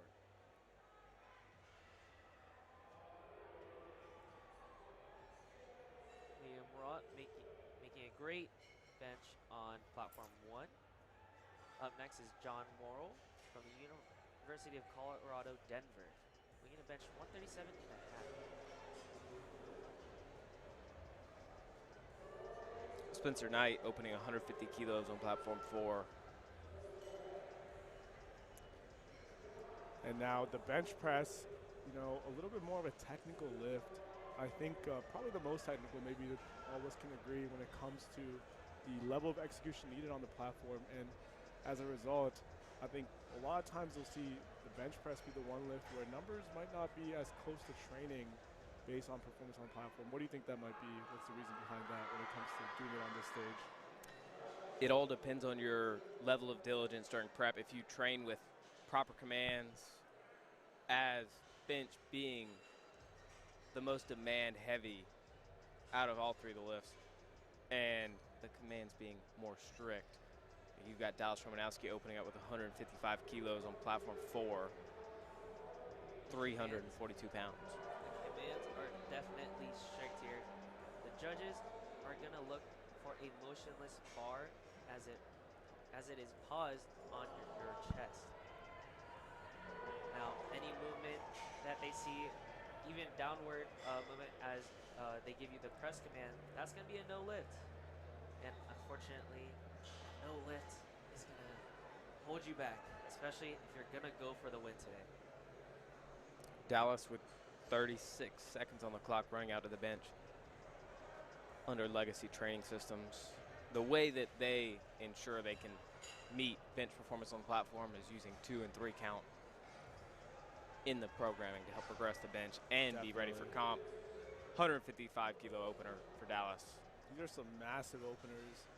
You talk about, you know, the bench press. I feel like most people would have the most knowledge about that. It's one of the most popular compound lifts in general. You talk about, you know, benching 225, 315, and these numbers might seem far out of reach, but 300 plus mid 300 benches, even some 400-pound benches will be seen today here at the 90 and 100 kilo class. It's no joke. I mean, this is weight that would be considered impressive to squat in a commercial gym. And people are pressing it with their upper body. So even an 82.5 kilo lifter attempted to press over 400 pounds yesterday, which is absolutely ridiculous. Ridiculous there. Alexander here, smooth bench opener. And, you know, so far we've seen more of the feather touch or soft touch pattern, you know, earlier before this session. But, you know, starting this session onwards, we might see more of a sinking pattern in the bench press. Ultimately comes down to preference, but what might the advantages or disadvantages to both of those be? At the end of the day, it comes down to the build. And with 90 and 100 kilo weight classes, it can go either way just depending on height. And the major benefit of sinking is how big of a boost it can get you off your chest. Yeah, that spring effect for sure. But with the feather touch, you can hold on to that tension, and it also helps you decrease your range of motion. But once again, the judges are gonna have to lean in a little bit and make sure that the bar is making contact with your chest. For sure. Right. And again, that touch point, that pause, I think judges have been very, very fair with upholding that command this past weekend. You know, obviously some longer pause commands, but I'm still seeing motion. So, as Kenley mentioned, training to a very high standard, very important. The Executing. largest benefit of soft touch bench is being able to slow down and keep tension on the bar so that you can get a quicker press command. For sure. Opposed to sinking where you have this bobbling motion which keeps you from getting a press command. With Jacob, soft touching bench, 170 kilos on platform 4 for an easy opener. 170 for an opener is insane. That is a deadlift opener for a lot of our lighter weight classes. And looking at the 100 kilo class,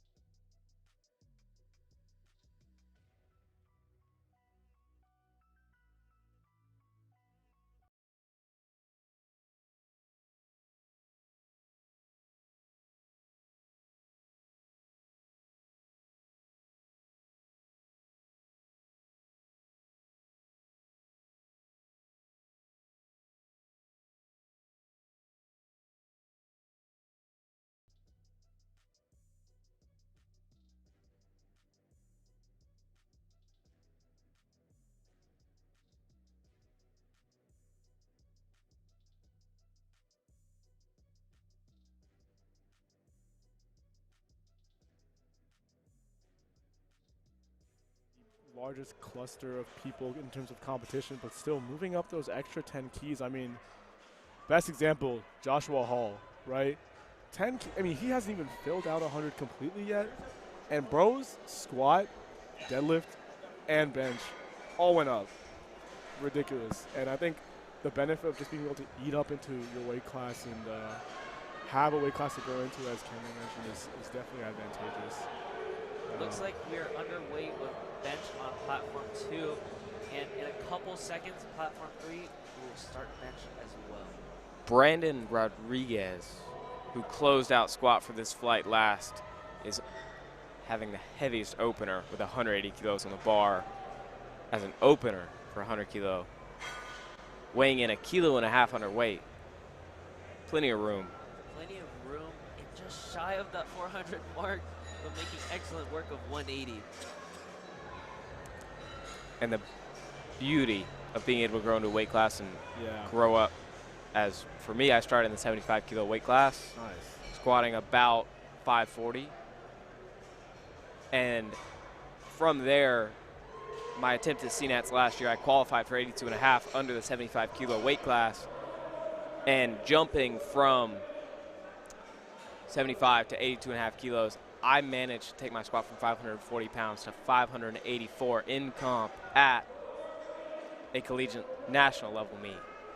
That's ridiculous. That's squatting 540 at 75 is already pretty ridiculous, but definitely well said there. I mean, that added body weight is only really going to help you if you add it on in a way that's efficient and taking care of your nutrition, obviously. And nutrition, I think, obviously another topic to consider, especially in these heavier weight classes where a lot of our athletes need to eat well into the 3,000, some even into the 4,000 calorie range. You know, it's very easy to fall into a trap of eating dirtier calories. But how do you think, especially as college students, our athletes are managing to get into quality food and hitting their calorie goals? Hitting the calorie goal in college was, for me, not as challenging as you would think, given at the University of South Carolina we have plenty of fine dining halls with clean eat options, grilled chicken, bacon, everything made to order for your meal plan. So you can go in and eat as much as possible, as opposed to when you get out and you're no longer on a meal plan and you have to budget for these clean foods. That's when it begins to get difficult. But you've got these cheap, high-calorie, dense options like peanut butter and milk that can help you gain weight, especially for these taller people. You look at 100-kilo weight class. If you're trying to grow into it and you're 6 foot, 6'1", 6'2", it's difficult to gain the weight at the end of the day. And I can also attest to that.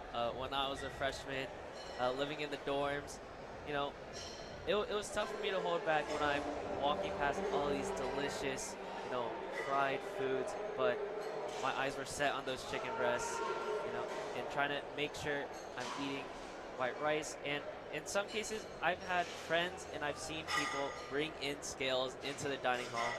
Listen, guys, don't be afraid. Don't be afraid. If you're really serious about change in a good way, you'll do anything to get it.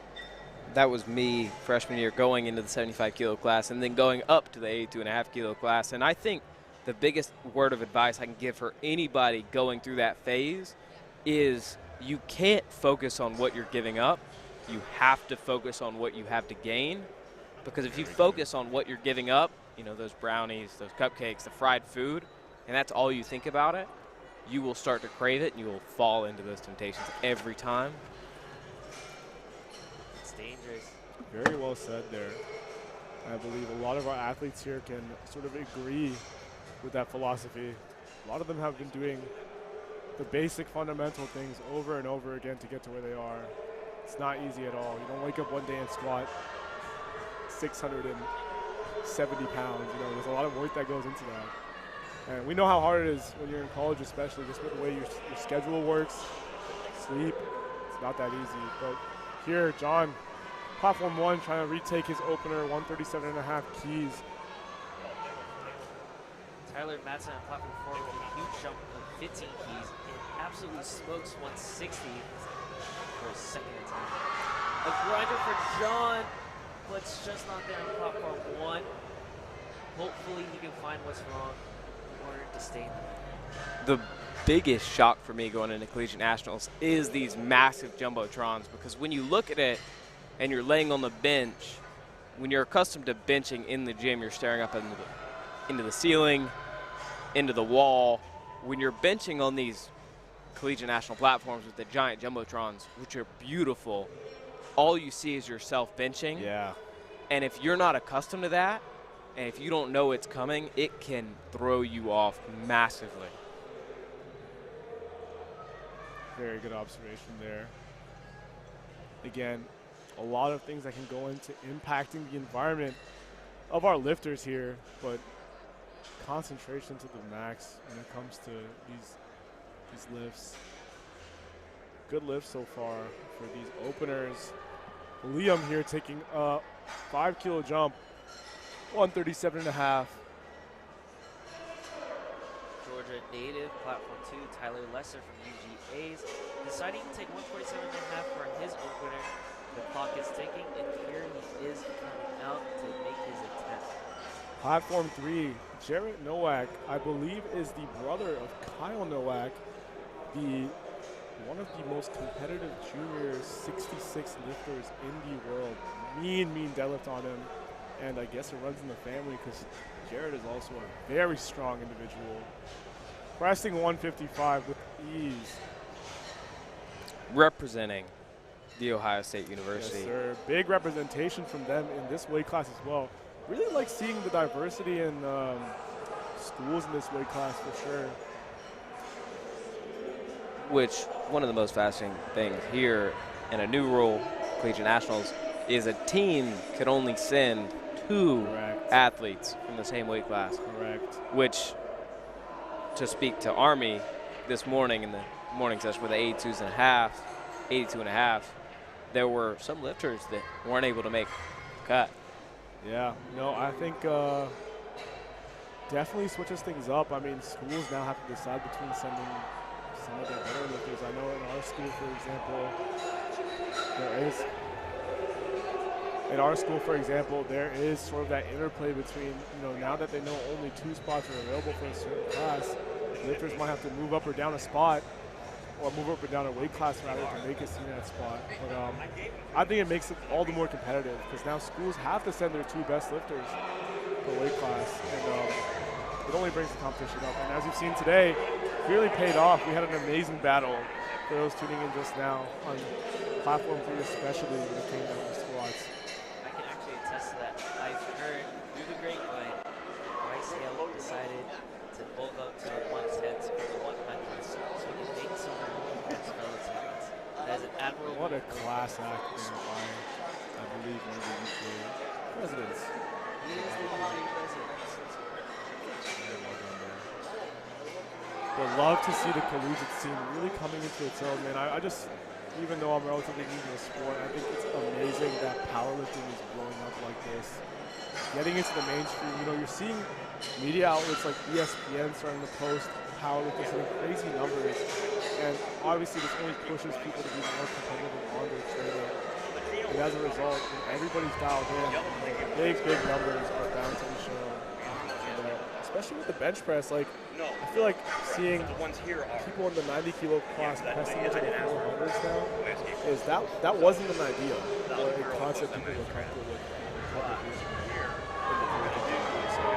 And to add that, with the bench press growing and with us growing into the mainstream media, we've got the first powerlifting event being broadcasted on CBS coming up in 4 weeks. Oh yeah, massive. Broadcasted on CBS, a massive network with the Super Bowl and whatnot. Massive for the sport. Very big. I think powerlifting in these next 2-3 years, the trajectory is going to be insane. I mean, just the way it's been growing through social media in terms of who's getting into it, at what age they're getting into it. And obviously, the more and more people know about powerlifting, you're just going to see such a higher level of competition here. These records that we saw, I mean, who knows how long they're going to stand up. I mean, exactly. Just like the 2013 record that was held by last session, or that was easily shattered last session, I believe. And it was crazy. It was a sight to see Xavier Herod go for 40 kilos. 40 kilos. That is crazy. It was absolutely insane. I mean, what an outstanding show. We've already seen it today on platform 3, the second flight for squat. We had 4 American records broken, with 3 being broken back to back to back. That was absolutely amazing. And honestly, we can expect some fierce competition from platform 3 moving into the bench.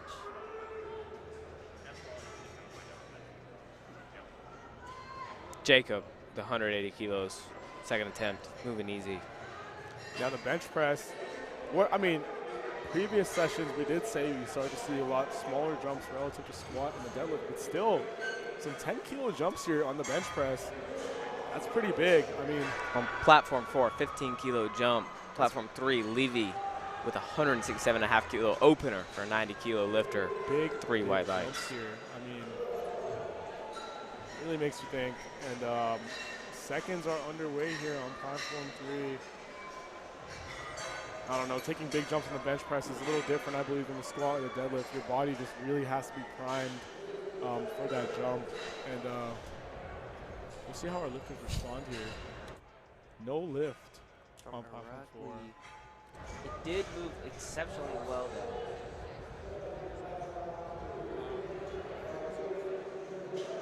Here's Dawson Stebbins on platform 2, going for 142.5 for his second attempt.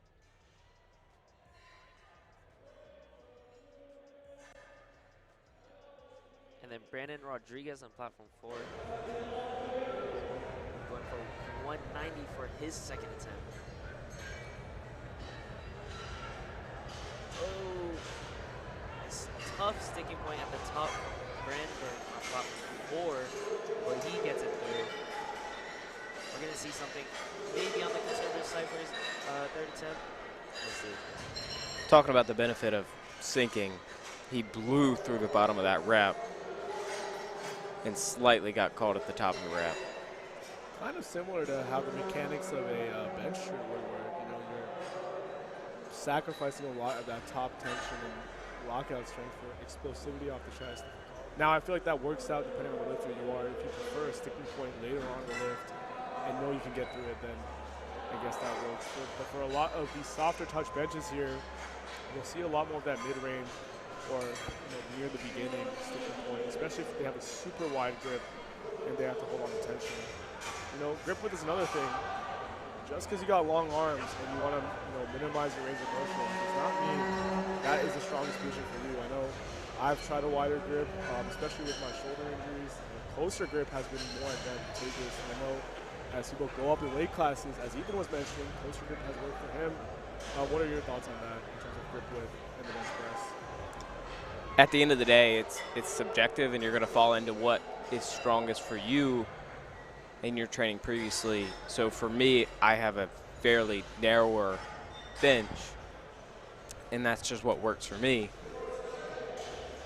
Here's PJ on platform 3 representing Notre Dame, going 152.5 for his second attempt. Absolutely smokes it.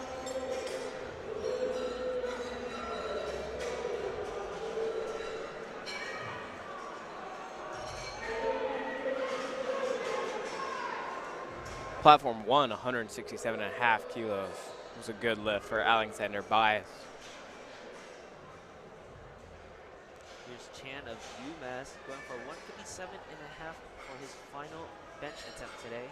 A very, very conservative 2.5 feet jump. And now we can bring up some of the previous records in each of the lifts for context in terms of where these lifts sort of stand. And now for the 90 kilo class, an astounding bench press here, 205.5 kilos is the current collegiate record. And this was set 3 years ago. If we look on platform 1, we got John Morale trying to stay alive after missing his first and second attempt at 137.5 kilos. Big lift here. Can he stay in the game, John? Now, this is going to be tough for him after missing his first and second. This is supposed to be an easy attempt for him. Can he dial in? Come on. Strong press, come on. Unfortunate. Now, as an athlete, how do you sort of tackle bombing out at a powerlifting competition, especially at this stage? Well, first off, all you can think about is how you just let yourself down and you let all those months of training feel like they went to waste. But it didn't. It did not. It did not go to waste. Instead, you should stick around for the deadlift attempt and keep on showing. Well, the biggest thing here, especially for people that aren't as competitive, is experiencing a national stage, because if you're not familiar with it, it will rattle you the first time you get out here. As we've seen today, what should have been easy lifts not be completed because partially stricter judging, the atmosphere, everything like that. Absolutely. I love the way you said that, For a first timer, it's just like the advice I give for those who are going through their first ever meet as well. Just have fun. Take in the environment, take in everything that you can, and learn from it. For sure. I think generally good advice from both of you. Just taking experiences as they come.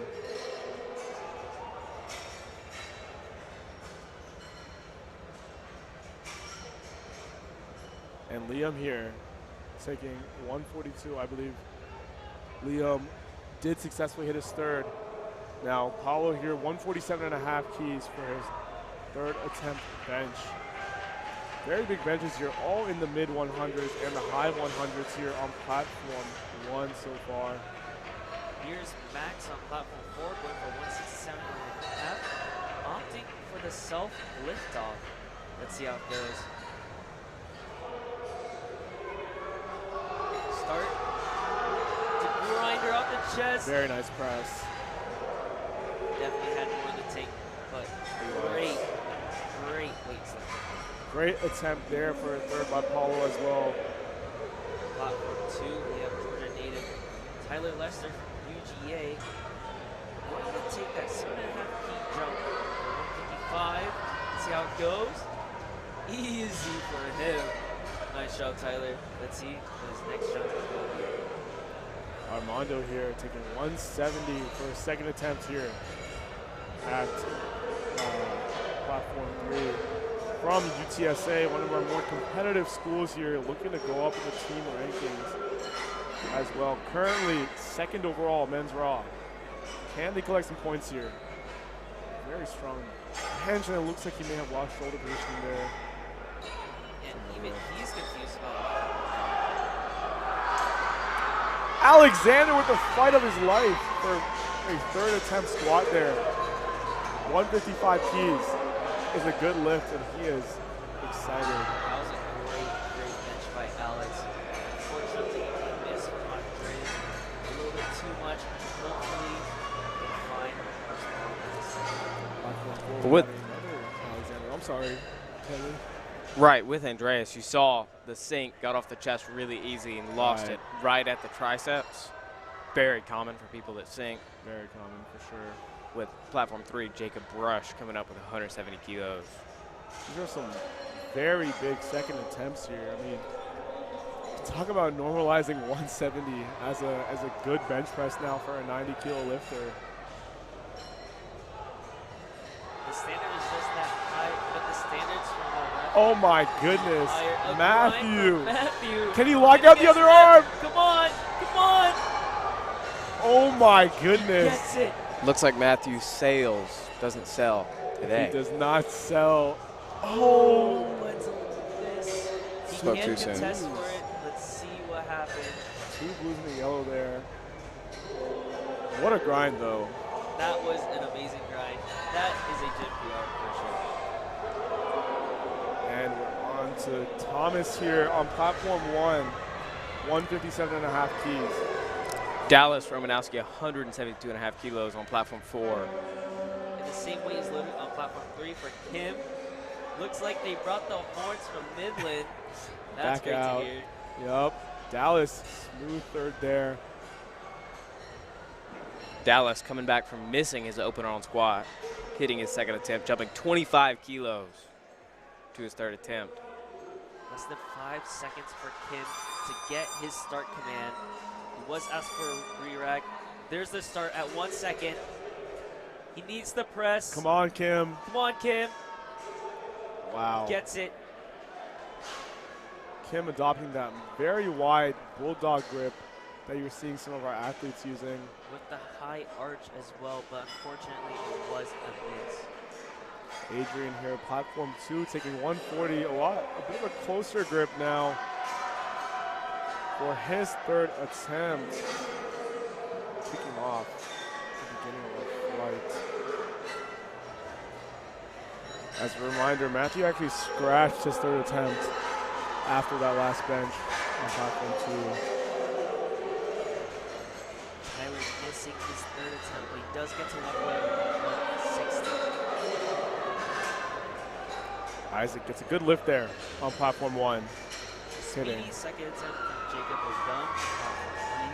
And that Odom last name sounds familiar. Close to Lucas. Lucas Odom. I was just seeing him. Maybe the strength genes are just there somewhere in the family tree. Wesley here taking 165 for his third attempt. We are pushing in to the last few third benches of this flight on platform 1. Unable to hit that bench, unfortunately. There's the air horns. Kyle. The crowd is electric. Kyle unable to hit his bench on platform 2. Man, a lot of these benches are coming down to the very end in terms of energy. I mean, lots of these lifters are giving it their all on the last attempt.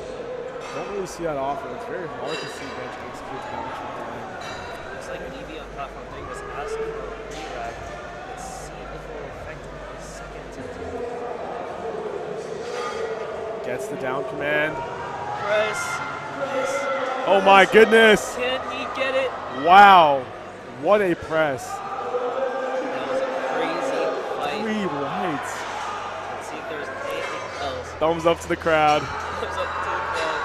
We liked it. A fight for Gannon on platform 1. got it. And he does.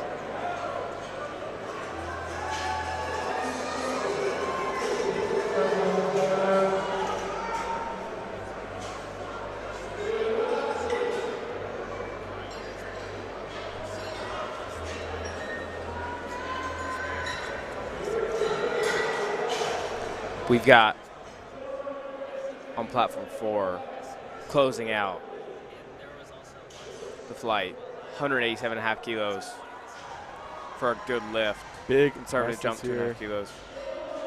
Now we see with these super wide grip and internally rotated bench presses, it looks very, very slow off the chest, but that lockout strength can sometimes be a little easier. So right here, but with that wider grip, you know, any sort of loss of center of mass, and it's going to be very hard to recover on the bench press. Brandon closing out the first slide on platform 4 with 197.5 kilos. 197.5, nearly 2x body weight at 100 kilos, I believe. What was his body weight coming in? 90, a kilo and a half under. Wow. So this is virtually double body weight here. That is, I think we can all agree, is an elite ratio to have with the bench press. But unfortunately, he doesn't get it. Just ran out of gas at the end there. Brandon, big squatter, big presser too, it seems. Love to see it. You got those heavier set guys with the stocky frames, you get massive. Oh yeah, because with the bench press and the squat, you know, the load is directly being supported by your body. It's not like the deadlift where you're leveraging against it. And as you said, the stockier ones, they are just like Ashton Ruska. You know, he comes to mind as the ideal stocky power lifter. He is built like a tank, and nothing is gonna get past him. Yeah. Paul here, opening up on platform 4, 135 smooth in the A7 orange and black singlet. And now A7, one of the only official suppliers to the USAPL in terms of branded apparel. They actually launched their new deflection collection on Friday, which was yesterday, and you can get it now at a7.co. A7, you see their brand all over powerlifting now. A lot of the lifters here wearing A7 equipment, their wrist wrap, singlets, the new rigor mortis sleeves, and the quality of their equipment, very, very high. I can personally attest to how good it is. Lucas here, opening with 122.5 keys. Lucas Odom, personally, from what I've seen from discussing with him, has made a ton of progress on his bench. Very long range of motion, but he is a lifter who brought that grip in to get more force production. You can see he got some cannons on him. For sure. And Lucas, he's told me time and time again, I'm a part of the Poverty Bench Club. No, sir. No, you are not. You've touched 300 before. You are not part of the Poverty Bench Club. Get that out of your mindset. And now PJ Krasinski getting ready to take 160 here. I believe he's matched this number in training before. And compared to his last meet, he is weighing in heavier. So knowing the effect body weight has, can he hit this? Let's go, PJ. Let's see a bench press here. Oh, what? Wow. That. Wow. Good. Very fast, PJ. I did not expect that. I blinked and I missed it. Sorry, can we get a rewind? Very well done there. Love to see it. And here, we're wrapping up on platform 2 with these third attempts. Red light there for Kyle's lift. Trenton on platform 1 got 3 white lights, I believe. Up next is Ethan Sawinski looking to take 135 for his opening. It's crazy to think some of these subtotals are crossing into that mid 400 kilo range. I mean, as a subtotal is ridiculous. You talk about what that means in terms of pounds for those that don't understand. I mean, it's a fight from Jarrett on platform 3. Fortunately, he couldn't squeeze out those 2.5 keys, but he didn't lose much there as he gets to walk away with 160. As I was saying, you know, crossing into that high 800, 900 plus pound subtotal, maybe even 1,000 if you see someone elite here go for a high squat and high bench. That's crazy. I mean, to think about the average gym goer's total, just encompassed in 2 lifts. Entirely 2 lifts. They've met the 1,000-pound club. Here's Andreas giving specific, Jacob giving specific liftoff instructions to the spotter. 157 and a half. Does he have it? 5 kilo jump for the second attempt. He is our third last bench press here. I'm sorry. Today, I'm super thankful for the spotters and loaders. We've seen squats fly off. They've been super quick. Everything's moving super effective. We're getting in and out today. They've been crushing it all day. Shout at them and A7 for sponsoring them, which is bigger than just a apparel company. Great customer support, great customer service, great in giving back to the community, helping support these spotters and loaders, helping sponsor these massive meets, helping the community as a whole. Definitely, for sure. A7 as well, a Georgia local company based in Woodstock here. It's great to see them coming out to support this competition here in Atlanta, Georgia. Now, Georgia local Tyler Lester, 160 on platform 2. We have 172 and a half loaded on the bar here for Kim. Easy bench for Tyler, 3 white lights. Kim here missed 172 and a half, was asked for a re-rack earlier. Let's see if he can get it now. Josh Hall, 162 and a half kilos on bench. Now talk about improvement. Josh Hall, and talking about range of motion, very, very long arm lifter. However, that has not let him be stopped in terms of pushing this movement. 162 and a half. He's trying to stay up there in competitive range in the bench press. Same thing with squat. Yeah. Very long femurs. But talk about working to make up for that difference. And you know what? It's concerning. I mean that in a good way, because he stays there hanging with the rest of them with the bench press and obviously coming out on top in squat. Deadlifts for him. I mean, I don't know who else is hanging up there in terms of the pull. I mean, if we fast forward ahead here, while LiftingCast loads, he's opening well above 300 keys. He's looking at opening on deadlift with probably the thirds of some of the lifters in his weight class. For sure. And I want to touch up on Kyle White real quick. 177 and a half for his bench opener. Kyle, big presser. His dip training, similar to Jacob Hembry, their dip strength is ridiculous. And while, you know, dip strength may not be the most one-to-one, it does correlate pretty darn well. And I've seen Kyle dip what? Well over 4 plates? Yeah. It's massive in the top half of the bench. Yeah. And to add in from earlier, Josh opening with 335 kilos on deadlift. That is insane. Wow. 335. After taking an All-American record attempt for squat, following that up with a 335 kilo deadlift opener. That is crazy to keep in mind. Here is Noah Callahan on platform 2, looking to take 135 for his opener. And yes, we've started on the second flight on platforms 1, 2, and 4.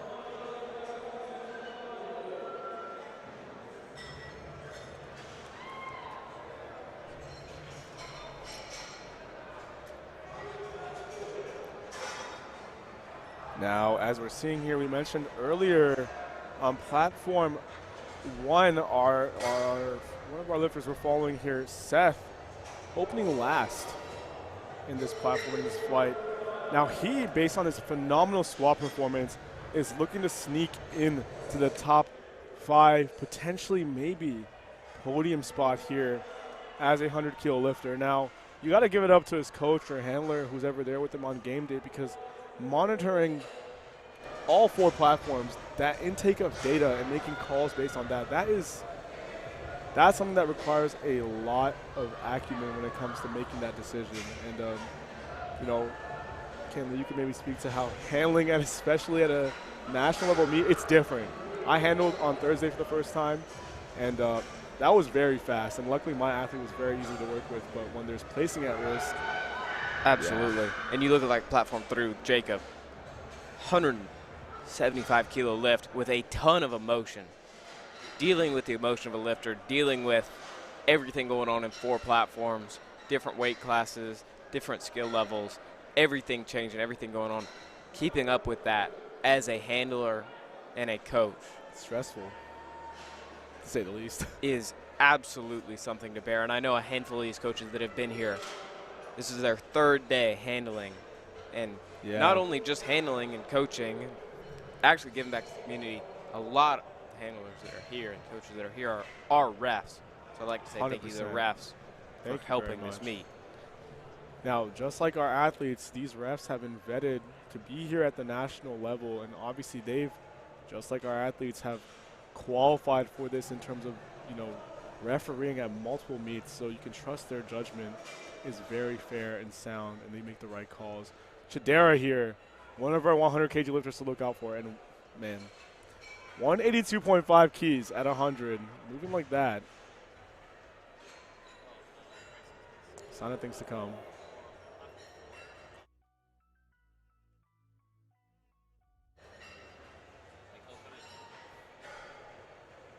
And Seth here, as we were mentioning earlier, his bench opener well above the rest of his platform.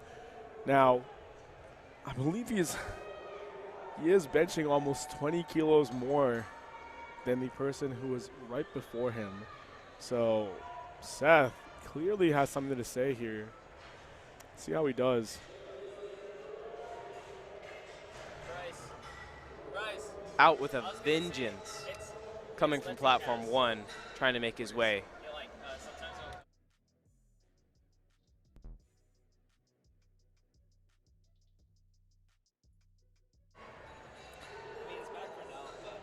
Great lift for Seth there. And Andrew Kane here on platform 3, 160 keys. Now Andrew, as you will recall, hanging with the big dogs there with the 308 squat, I believe. And just based on how fast that moved, this might be speculation, but I think the strength level was kind of close to Kyle. At the end of the day, Kyle did take it, but it was still fast and admirable to see. Let's say they both had to use 100% of their strength right now. 100%, yeah. What are some ballpark numbers can we put up with both of them? I'm not too sure. I believe Andrew is, well, he is opening lighter than Kyle, and I haven't really followed Andrew's training. However, big squatters sometimes tend to also be very good deadlifters, especially if they sumo deadlift. So we'll see what he has in store. Lucas taking 130 here. What an easy second. Very well done, Lucas. Well, if you won't give a number, I'll give a number. 315 kilos for the both of them, because I really think Kyle can squeeze just a little bit more. 315 keys. Absolutely. There. I was thinking 612 and a half or 615. I mean, both of them had plenty left in the tank. Yeah. That's still insane to think about. The way they both cleared, all 3 of those athletes cleared the current standing collegiate record, still had gas in the tank.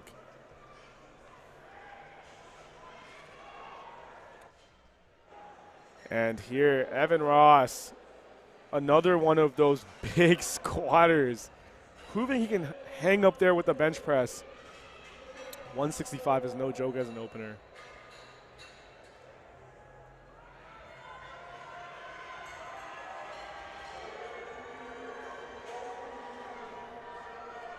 And we'll be getting a look at the men's raw rankings here. Midland first, UTSA second, A&M third, McKendree fourth, and UMass Lowell fifth. Now, UMass Lowell, very interesting the way they sneak their way up there, again, from that massive first place win from Kyman in our previous session today. And, man, he was electric. Honestly, he separated himself really well in all 3 lifts. He was, you could say, quite literally carrying the team. And there we saw Jacob Hembry, another massive presser. Now, if you go online and go through the GT Barbell Instagram account, you may see a video of Jacob Henry, I kid you not, dipping 4 reds. 4 reds is no easy feat. But let's see how much of it has translated into the bench with this opener. Now, another thing I wanted to say was, back to the rankings, was, as you can see, no one from Midland is here. No one from Midland is here, but there's a Texas A&M showing. They could sneak in and overtake. Very well observed. Now, Midland currently 14 points ahead, but just as you said, A&M and UTSA and a lot of these other schools, we can expect a lot of shifting around these next 2 days and this session especially. And let's see what happens here. Wojtek, 145 here for his second attempt. Here's Jean-Pierre on platform 3, going for 170 for his opener. And Abdias on Castillo on platform 4, also going for the same weight, but for his second attempt.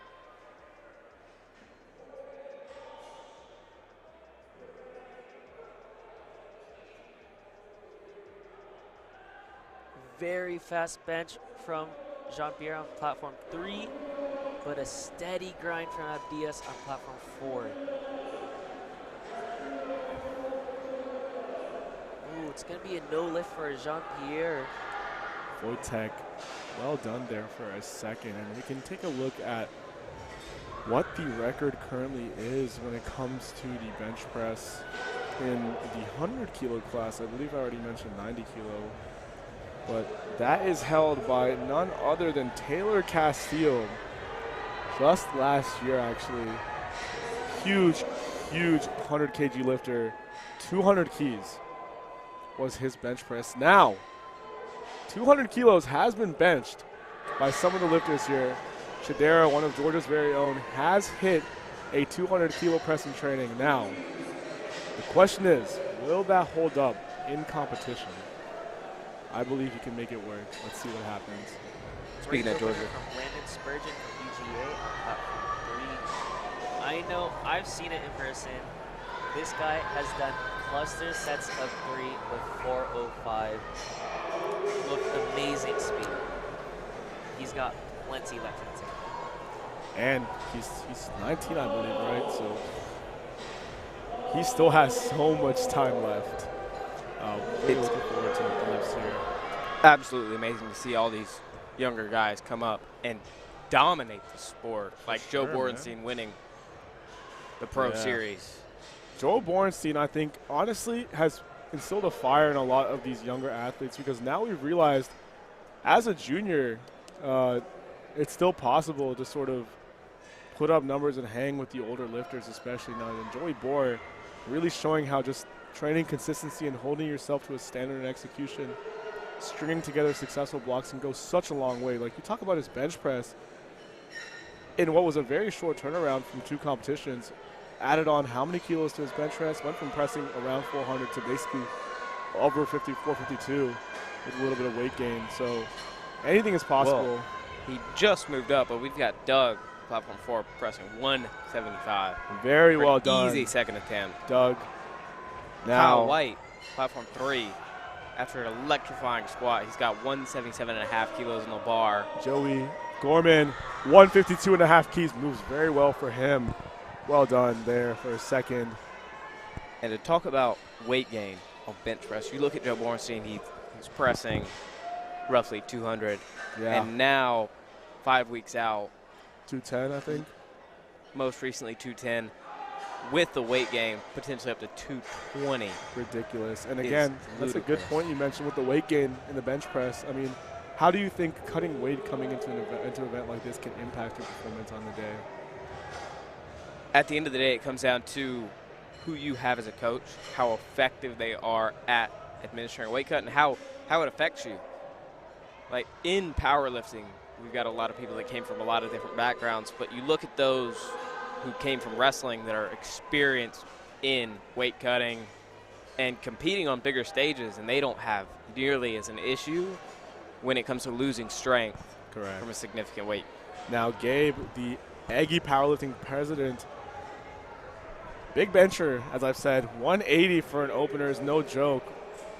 His form is so beautiful. I mean, I've seen him do some of his lower technique rep work, and the way he just feather touches it on his chest is as if it's like a Spoto press, but with the smallest distance possible. Very, very well done. Absolutely flawless as he smoked his opener of 180. And you can see there being very open with the judges. I believe he just wanted them to get closer so they can hear the command. Very understanding. Communication. I read his lips wrong, he said, "I have very bad hearing. Can you please come closer?" You know what? That's a perfectly reasonable accommodation. If anything, the judge will get a better look at the press. So that too. Here's Chidera on platform 4, getting set to bench 195. Now 195. If this moves well, I believe he could be looking to take a stab at that bench press record. Let's see it, Chidera. That'll also put him right up there with Josh Hall when it comes to the subtotal. He's going to need it, especially with Josh Hall having a monster deadlift. Now, the battle to see here is between Chidera and Grayson, two of the strongest hundreds in Georgia. They've been going at it, and we should try to see here. Chidera needs this. Oh. Unfortunately, doesn't get it. May have been a technique issue there, possibly a mismove with that touch. Let's see what he does here. He cannot go below that number again. The bar has to be loaded progressively. Monster. He's torn his pec before as well, so we need to watch out for that as well. Monster 12.5 kilo jump as well. Yeah. With platform 2, Isaiah jumping 10 kilos after missing his opening attempt and getting 3 wide Let's legs. see this. Okay, Seth. Seth with an easy 185 for a second. Seth is forecasted for a 750 total. Looking to push into the high 7s, maybe even 8. Genuinely looking to find his way. Yeah, that is insane playmaking here by his coach if he's looking across platforms for attempt selections. This is getting out of hand. And Lucas Odom, I believe this will be a meet PR, 135, taking what he knows is within his reach. He's definitely hit this before in training. Let's see if he can bring it to comp standard. Now, it's okay if he saves a little energy on the bench because Lucas Odom, he is a deadlifter.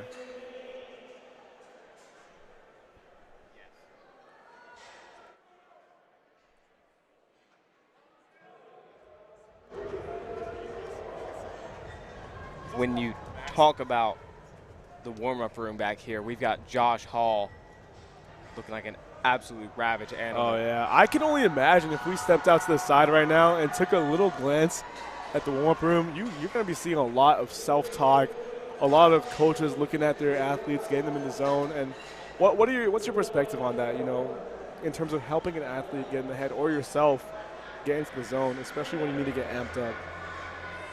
At the end of the day, it's so different for every lifter. Correct. For me, when it comes to going into a big lift, I don't want much at all. It's time to focus. I don't want a ton of involvement with other people. I want to be with myself and put myself in the right headspace to go do that by myself, and nobody else can do that for me but me. And the most entertaining dichotomy that I've seen all meet is the difference people have between the registration, the weigh-in, and the warm-up room. And the warm-up room. Completely different people. The switch just flips, quite literally. I mean, part of being a great athlete is having that controlled aggression. You know, I think of Russell Westbrook because I used to watch basketball growing up, and he's a perfect example. Just being able to flip that switch and feed off energy, just like you're seeing all our athletes here today, going for these heavy thirds. And I think it's so impressive as the crowd chanting somebody's name, I believe, for a third for UTSA's own Jet. And William here on platform 2 taking 170 for his. We got screams all across. Oh my the goodness, Ethan, what a grind there. Penn State's own. Ethan on platform 1, Will Black on platform 2, one of 2 Clemson lifters. Representing. Kilos. Wow. Push Will. An easy Great 170 second. for him. He's ecstatic with it. Carrying momentum into that third attempt. The nighttime music is back on. The nighttime music is back on. The nighttime music, according to Gino, is back on. Josh Hall. Platform 4. 2.5 kilos. 170, I believe, is an all-time PR match, or very close to one for Josh Hall based on his training. Can he replicate it with a very strict competition pause? This will put Josh Hall in front of everybody in the 100 kilo weight class going into deadlift, which is where he absolutely controls the pace. Seth here, 172.5 on platform 3. And Hayden retaking 145 on platform 1. He missed it for his second. Can he get those extra 5 kilograms? Push, Josh. Josh Hall. Go on, push. Fortunately, doesn't get it, but only a 2.5 kilo loss. Very, Thanks very the safe. judges for their time. 2.5 kilos is nothing, especially considering you pull as much as he does. That's like an extra gummy bear's worth of energy, pretty much. Maybe not exactly, but No, probably a gummy bear, something like that. When you've got a competitive weight class like this, oh yeah, every kilo counts. And we're seeing that with people taking conservative jumps like Costello here on platform 4, jumping 2.5 kilos to 172.5. Jacob Hembry walking out for 175 here. Push, Castillo. Push. Come on. Unfortunately, doesn't get it. We're into thirds here on platform 1. Let's see how these thirds go for the bench press. Bit of a grinder from Jacob. Can he squeeze it out? Unfortunately, doesn't get it. He does have one more try at it, though.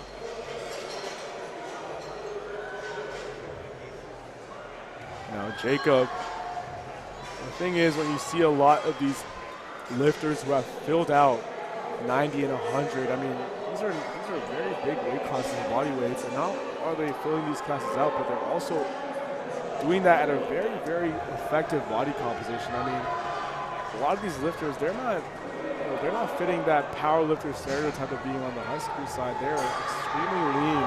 Even Jacob, a great example. And it just goes to show, part of being a power lifter, you got to push those other movements. And you can see it here, amazing benches all around.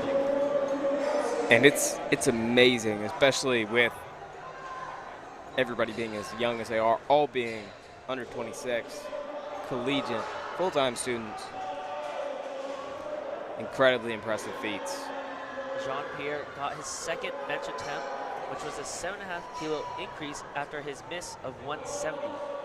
Also on platform 3, Landon Spurgeon walking out to 180.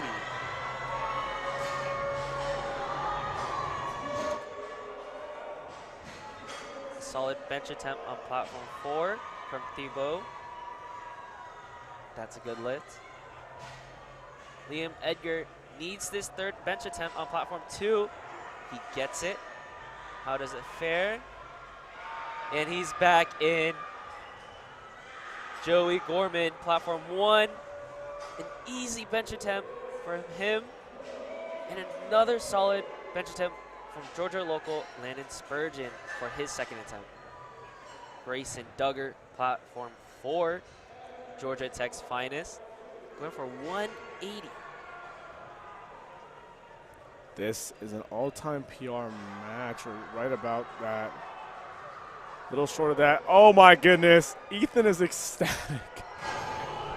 Very well done. Grayson is firing on all cylinders today. Andrew fighting for 145. Does he get it? Then he does.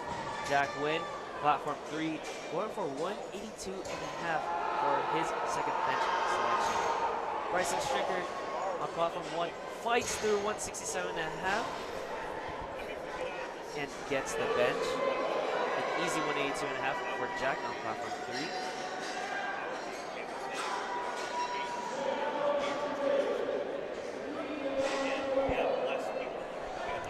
And on platform 1, we are starting to wrap up our thirds here on the bench press, heading into 172.5 keys and then 175 afterwards, and then a monster 190 kilo bench lined up for Seth here. Seth is really creeping up, letting himself be known on this platform and the others. Up, Cole, up! What a press. And Gabe going for 185. Will that be a good lift? No lift for Gabe there, unfortunately. To see if he does have one more try. 2 more benches here on platform 1. 192.5 for Lincoln Parker on platform 4. Platform 4, second to last bench. Lincoln Parker, 192.5 kilos. Amazing bench. Is a great lift. 3 white lights. Parker, 6 for 6. Jadera Nwosu up next on platform 4, planning to retake 195. Can he get it this time? This is the final bench on platform 4. We're also on the final bench of platform 1 with Seth planning here to take 190 for his final bench of the day. 190. That is 420 pounds.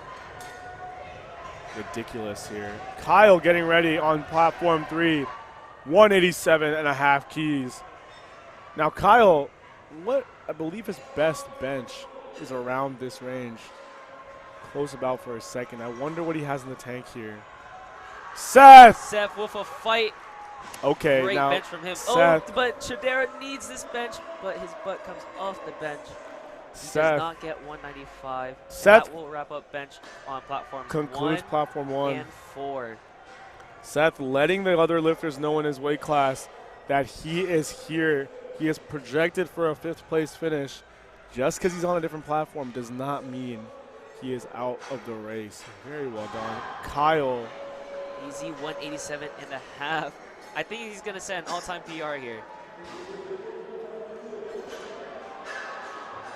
Nick with a great grind, squeezing out those extra 2.5 keys and his 157.5. 3 white lights for him. Fun fact about Kyle White, he is coached by Brandon Petrie, who, for those watching and following the international powerlifting scene, just recently tied the total record, I believe, for a 93 kilo lifter.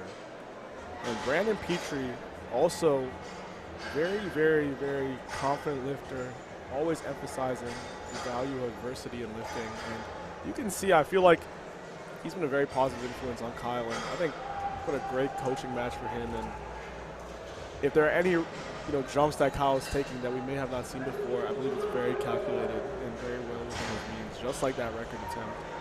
So good to see what he does on bench here. Platform 2 also getting to wrap up here with the 165 bench loaded up for fam. Andrew Kane in for that 173rd attempt. That 167 was a bit of a grinder. Let's see if he can squeeze out the extra 2.5 keys.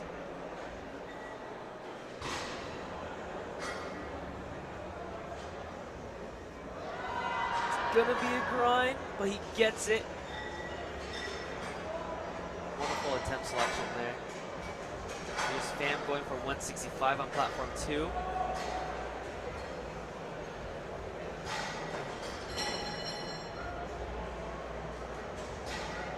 It's a grinder, but can he get it?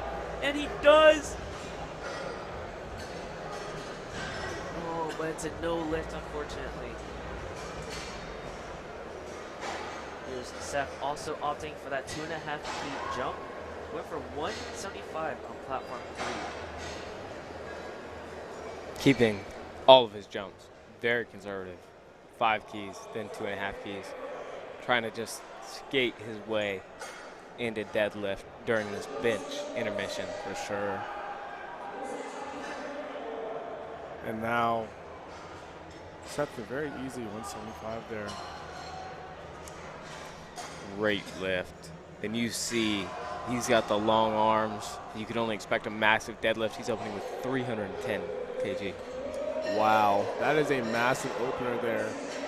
A lot of 700 plus pound pulls rather expected in this 90 kilo class. He will be pulling last as an opener in his flight. Still. Will Black, platform 2, 172.5 kilos. Evan fighting through that sticking point, and I believe we'll get a good lift for 177.5 keys. And Will Black getting ready for 172.5 keys here. That will put him 170 kilos. Absolutely absurd. Blue. This is conservative. He's going to blow it up. What place will that put him in? Forecasted at 24, but a lot of these placings are very, very close because of total, so still up there with the rest of the competition. Very nice call there. Very well done. Here's Ricardo going for his 180 on platform 3, 7.5 key jump from his previous bench attempt, 172.5. 180, a big number here that we're seeing across all these benching platforms. Right around that 396 mark, very close. Ricardo. Unfortunately. Doesn't get it. Here's Benjamin G from Hawaii. He is going for 182.5, squeezing out that 2.5 key on his previous. Demetrius Smith up next on platform 3, looking to aim for a 12.5 key jump to 182.5 for his final bench attempt of the day. We're closing out on platform 3, and they've actually managed to catch up after losing a ton of time during the American record fiasco with For the sure. chip. Yeah, I mean, it looks like all these flights are finishing around the same time. And honestly, even though this is one of our biggest sessions, it might be ending up being ahead of schedule here as we have Jackson wrapping up our bench presses here on platform 2, 185. I believe 407 pounds, the big 405 plus. Demetrius hits that. Jackson Jones blowing up 185 kilos Nice on job. his second attempt. Of A good lift. Good for lift. Jackson, and that's going to wrap up bench on platform 2. It's going to be a short 10-minute intermission until deadlifts. Do stick around for it. If you want to tune in for more action, platform 3 is still going. And platform 3, I believe, is approaching the end. We got 5 benches left on platform 3. Nearing the end of that flight. Landon scratched his third attempt on bench. Why do y'all think that is? He just ran out of gas there towards the end. But he is cooking up something for deadlifts for sure. I know him personally. He's definitely going to go and try to go for that 300 pull. He's opening at 267.5. We'll see what big jumps are in store Castillo for him. jumping 7.5 kilos, making it look easy on platform 3. Gabe taking 185 kilos again. It's ready on the bar.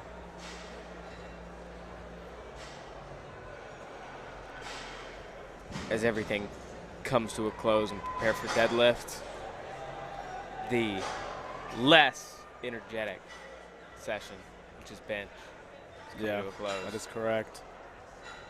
It's crazy how for some lifters it's just an intermission and for some it's just their way to catch up. It definitely is, and we're taking a look at some of these openers that have been put in on platforms 1 and 2, despite being maybe some of our lighter QTs in terms of lifters, still opening well into the 200s, mid 200s, high 200s as their first deadlifts, and just knowing how a lot of these 90 kg and 100 kg lifters so far have been taking big jumps and have been approaching their attempt selection. 300 kilos is going to look like a normal weight out there, I can think. It's going to be a very common number for a lot of these lifters here, but it's up to them if they're up to the challenge. Here's Miles going for 185. Hopefully he can get vengeance here for this third attempt. In the classic SBD singlet. Love to see it. Very, very nice leg drive. Legs a lot more forward here. Wonderful touch. A strong press. Oh my goodness. Talk about feather touching.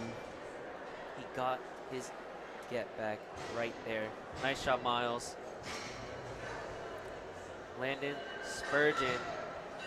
Landon actually walking out here now for his third bench.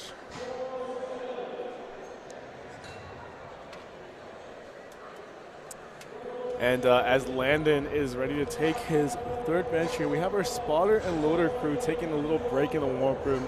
Now, spotting and loading is not as easy as you might think, especially on the national stage. They are up on a schedule and having to move all those plates back and forth, taking in the information on the screen, coordinating, being ready to catch weight. It's stressful, you know. Wow. Strong press from Landon. And he's excited about that one. Let's go.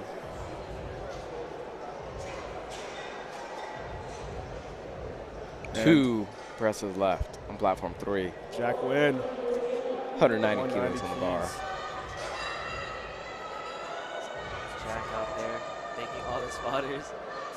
Air fist bumps for the people he couldn't get to. Love to see it.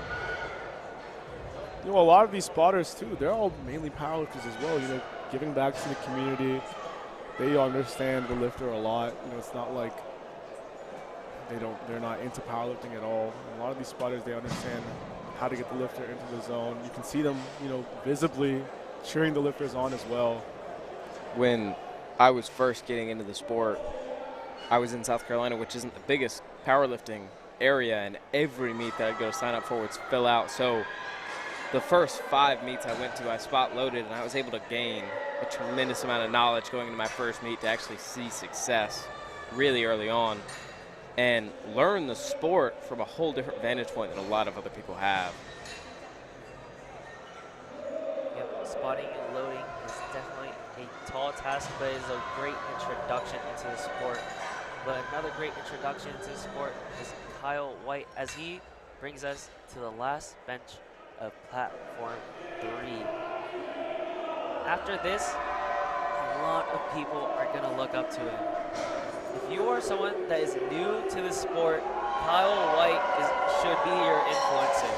He has overcome so much adversity, and here he is going for 192.5 keys. Big press here, 5-pound PR, I believe. Oh my goodness, Kyle. It with ease.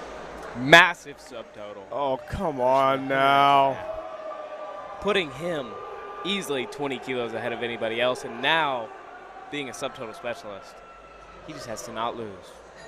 He has to not lose. And Kyle, don't count him out. You know, while he is a subtotal specialist, one might say, he still has a very strong deadlift. He's just strong.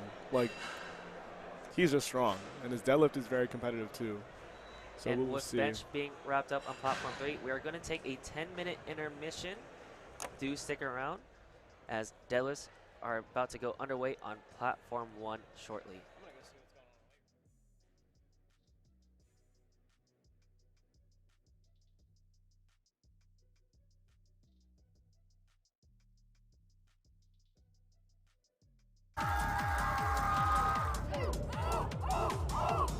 That's A7. This is USA Powerlifting. This is the blood sport. If you want one, you got it!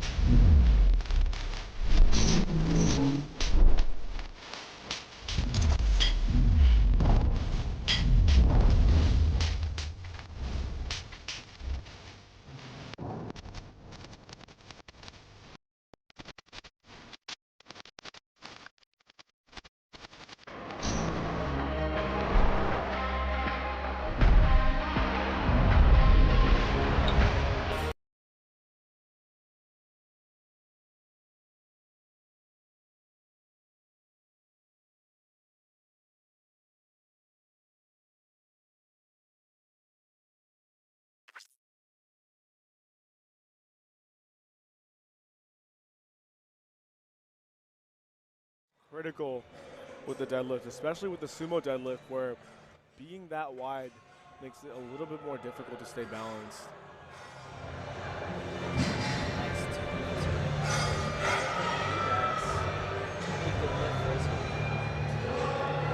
Big jump here for John, taking 285.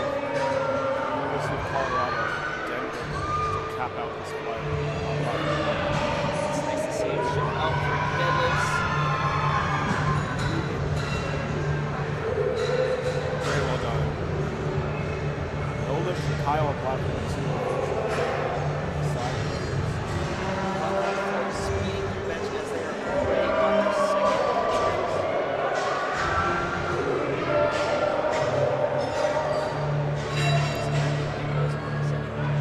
South Florida platform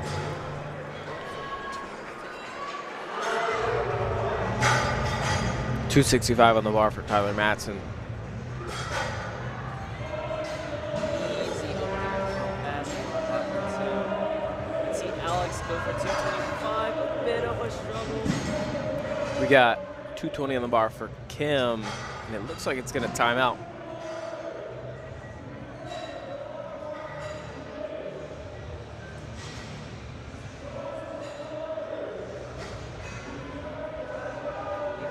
He's about to step on the platform, and deadlifts are about to go underway to the platform.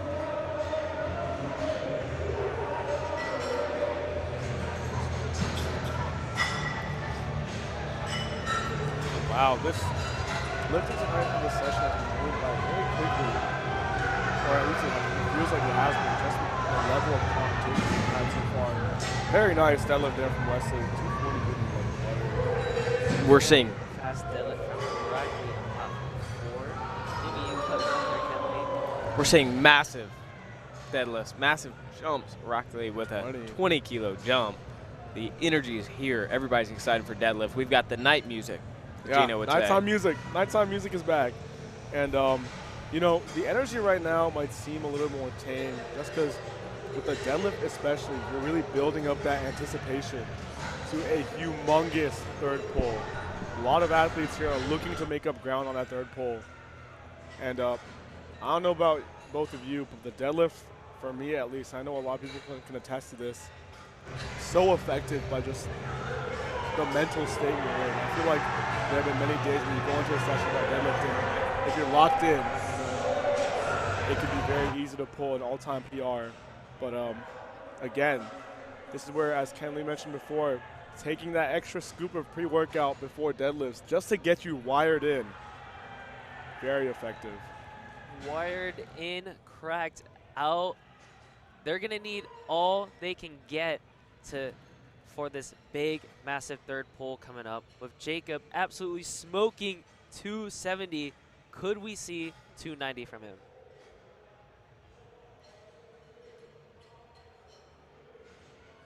Oh, we're looking to see a lot of 300 kilo bulls with a lot of people in the second flight here opening up at or above 300 kilos with an opener as high as 335 kilos. That is absolutely insane. 335 for a third attempt is crazy, but even crazier is you repping it out for a triple. That is what Joshua Hall can probably do. $277.5 for Lewis. Should be a good lift. 3 white lights. And the energy change being reflected here as we're hearing more and more of the horns coming into play here from the crowd. That nighttime music as well. Definitely affecting the crowd here, and definitely affecting the athletes as some big deadlifts underway, especially from platform 1. Get it missing off of grip. It can be hard, but you know, grip and setting that grip during the deadlift is very, very key, especially with this CSS bar that, you know, a little bit of a sharper knurling can be advantageous for those looking for a stronger grip. Also, if you're not prepared for it, could get in your head. It is sharp, and the sharpness is kind of a little bit athletes here. Very nice pull, 260 by Paulo. Not seeing a lot of conventional pulls, but we got Jonathan on platform 4 with a 282.5 kilo. Oh, that's big. Second attempt. Conventional. Narrow stance squat, narrower bench, conventional deadlift. He's competing. Yeah. He's competing at Collegiate Nationals on hard mode. Very much so, but makes 282.5 move exceptionally well. Our very own John Hack here in terms of how he executes the lifts. Again, you know, just because it's considered harder leg work-wise does not mean it's hard for him. It could be the best way he can execute and produce force here. And Liam taking 260. We were talking about massive jumps. Dallas Romanowski jumping 25 kilos, a full 55 pounds from 260 to 285. That is crazy. Wow. If I had to guess, I would say there's another 25 or 30 kilo jump 100% behind this pole. Taking a jump like that, I mean, think about when you're warming up. That's the jump you take when you're warming up. And in this case, yeah. And moved like a last warm-up. Yep. I expect nothing less than a 25 kilo or 30 kilo jump Sure, I expect for his third attempt. 300 plus easily here. Took the words right out of my mouth. 300 plus. Since you said that, 305. Load it up. Load it up.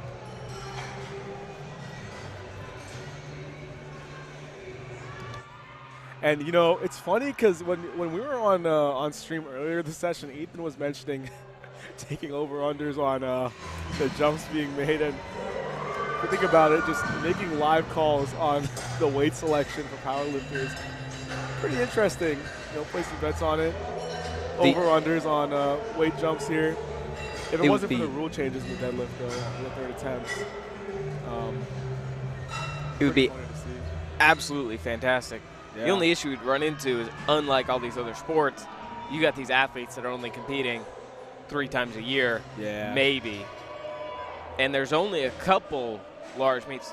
Super thankful for regionals, which is coming up here soon. Very, very. That's expanding upon not just the national stage, but we're bringing national level competition across it. Platform 4, Zhao trying to grind out 292.5 for a second attempt.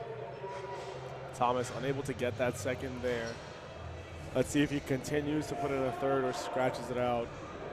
And Colin, kind of in a stressful situation here, needs to make this 270 to get on the board. Talking about Dallas Romanowski jumping 25 keys. He ended up jumping 25 keys again to 300 instead of 305. Here's Jarrett on platform 3, looking to take 270 as his opener. Let's see how it goes. That pull is very pretty. Just like the other Noak. Just like Kyle, yeah. 270 kilos is nothing to scoff at as an opener. Come on, Colin. Now, is that going to be a good lift for Colin? Let's see. He does need this.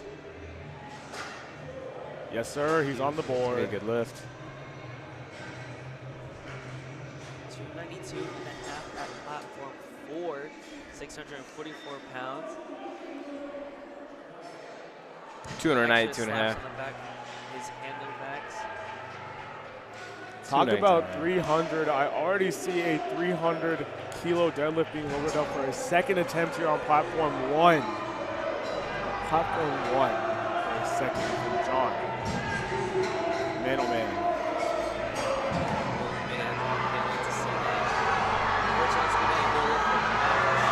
Come on, Isaac. Wow. Great lift from Isaac.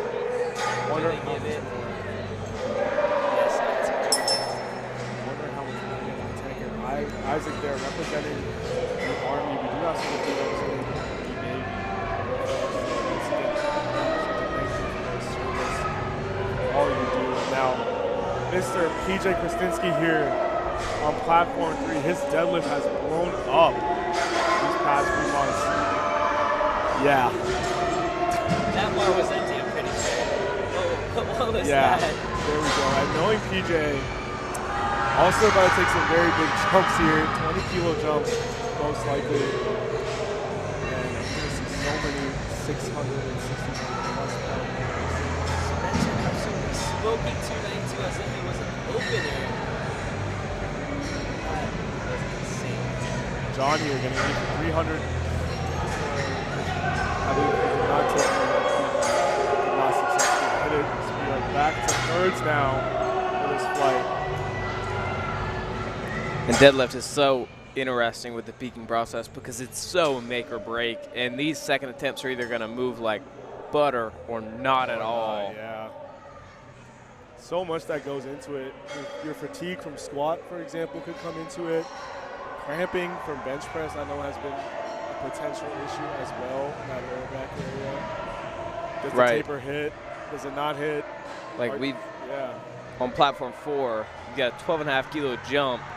Wow. After missing 2 bench attempts. What a great pull. The crowd is roaring right now. The energy in here is absolutely ecstatic. You have to be here. Now, these headsets are very, very effective at noise cancellation. I just took off one ear cup, and yeah, it's as if we're sitting in a crowd right now. Very loud, very big atmosphere here. Great pull from platform 4, exactly. Representing Liberty, it's a great lift. Patrick, platform 3, blew up 295 kilos as an opener at 90 kg. Matthew Nichols here getting ready to take 265. He's kind of interesting. We're seeing 2 Matthews go back to back here throughout the competition. Let's see how he will do with 265 here on the bar. Jaden. Lift from Jaden, and they give it to him. Very well done, Jaden. Caden Oliver making a conservative 5 kilo jump to 285. Kim making a 20 kilo jump, making it fly. Right there for 285 from Caden, but expertly loaded, just enough for him. Very well done there. Very good call by his handler. Now, Gannon here on platform 1, 252.5 keys. Gannon looking to have a day here at Collegiate Nationals. If he hits this near perfect day, 8 for 9. Let's wrap it up. Come on. Unable to get past that sticking point there. He is able to spare total 285 kilos for Tyler Matson. Third attempt to pull everything together. He is pumped up. Great day. Going 7 for 9. That's great. That's going to be a 17.5 kilo that you're seeing, or increase that you're seeing on platform 2 of Kyle Pack. Seeing a lot of 20 kilo jumps today. Platform 2 instead has Matthew Seltzer, 267.5.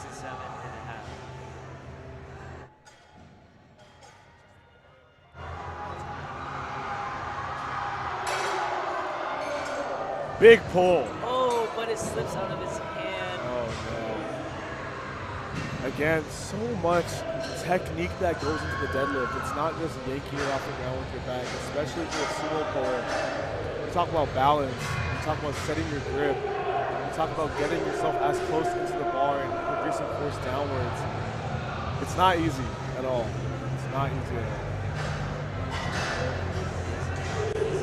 Here's 290 for Jacob on platform 4 for his last pull of the day. If he makes this pull, he goes from 11 to 10 places. Wow, Jacob, can he lock it out? A little too much in the day, perhaps. Wow. It was more than likely that fatigue was right. He jumped 15 kilos for a second attempt, missed it. Jumped 7.5 kilos for his third, missed it. Another Jacob there on platform 3, hitting his second successfully.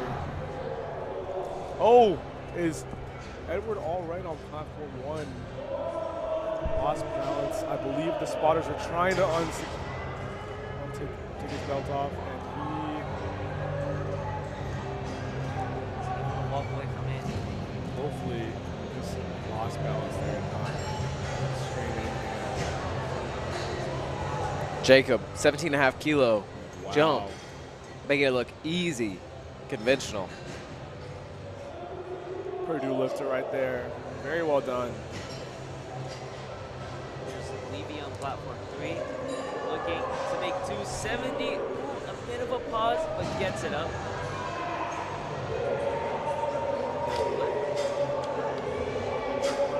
There's Jack Townsend marching out to 292 in the half on platform 4, representing Liberty.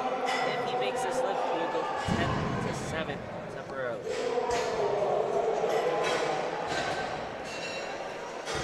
Thomas unable, rather Thomas, Liam getting ready for a third pull of 270 on platform 1. And I hear the bass turning up. Can't really tell what's on right now, but I'm sure it is appropriate for nighttime. Nighttime music. So. Well, it is no longer nighttime. Back to rock music. Kyle absolutely smoking 270 on platform 2. Christopher looking swole and smoking 275. Man, I wonder if the top end is on that final pull.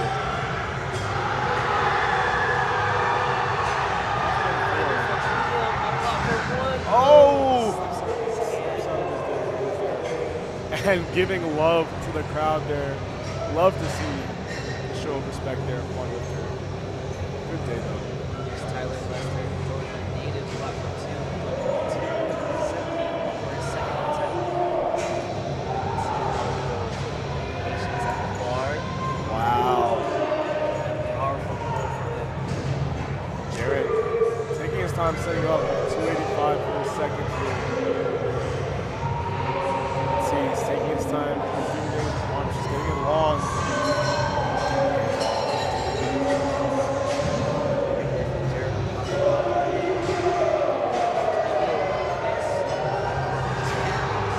Wow, Alex here grinding for that third attempt.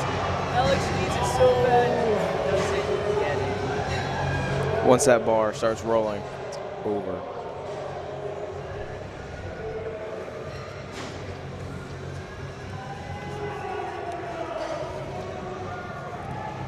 And Luis here taking 295 for his third attempt.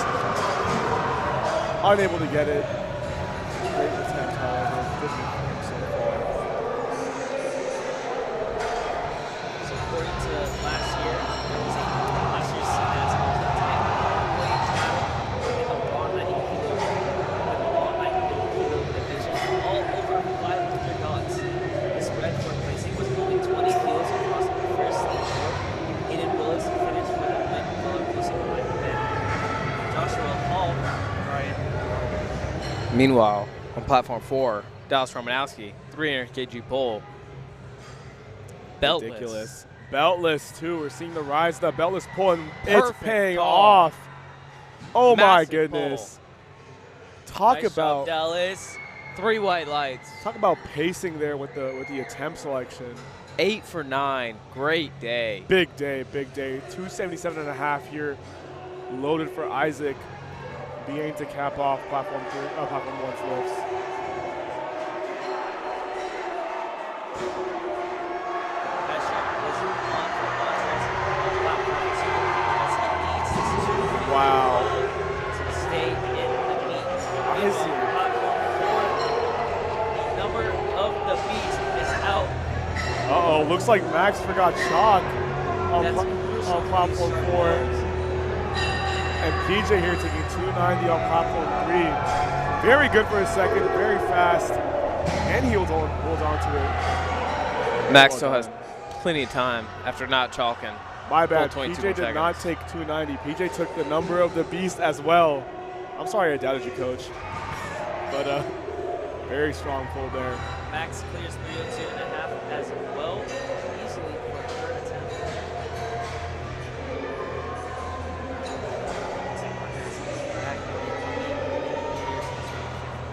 Very well done there.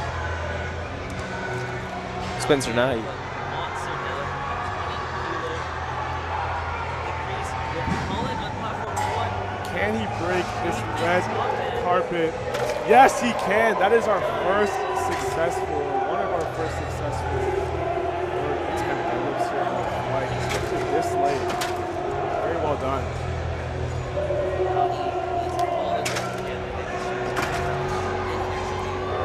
310 on both places. Wow. Great pull from Spencer. All cheers.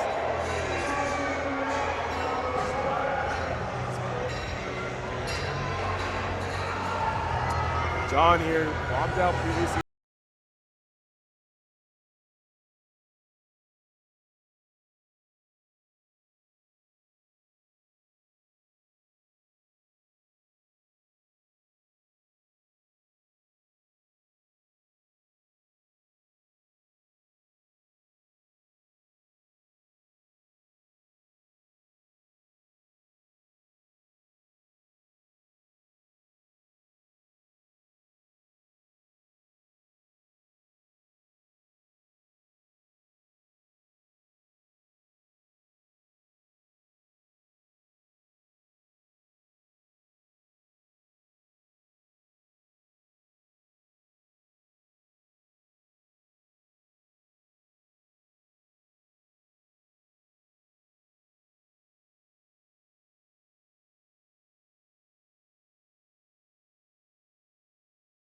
Similar Yeah. to the Rogue Ohio Power Bar, but at the current moment, it's significantly cheaper, For sure. and it won't stay that way for long because TSS has a higher quality bar, Yep.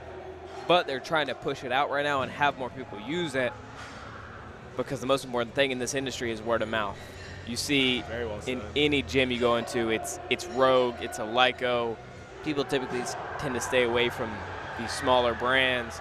When TSS is out here trying to make a name for themselves outside of their racks For sure. with super high quality equipment, especially the bar, and they're starting off at a cheaper price just to get it out there. Very high quality equipment here, as you can see, being used. Unable to get that off the floor on platform 2, losing position there, and still a good day for Matthew overall.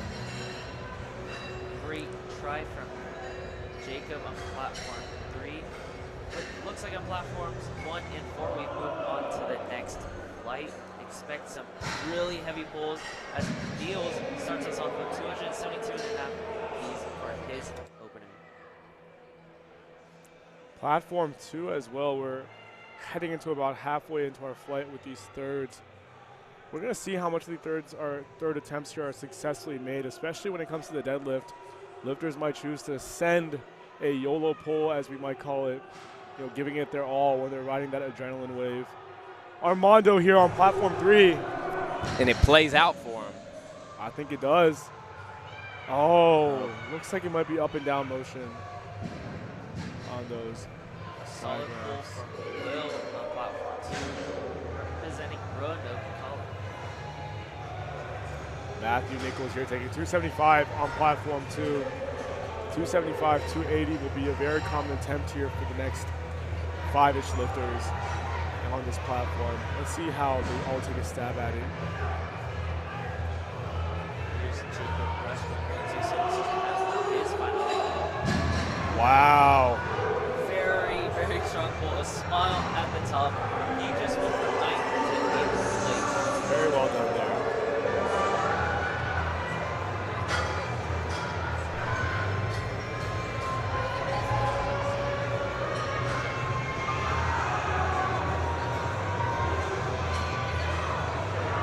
Convincing it on platform 3. Just submitted.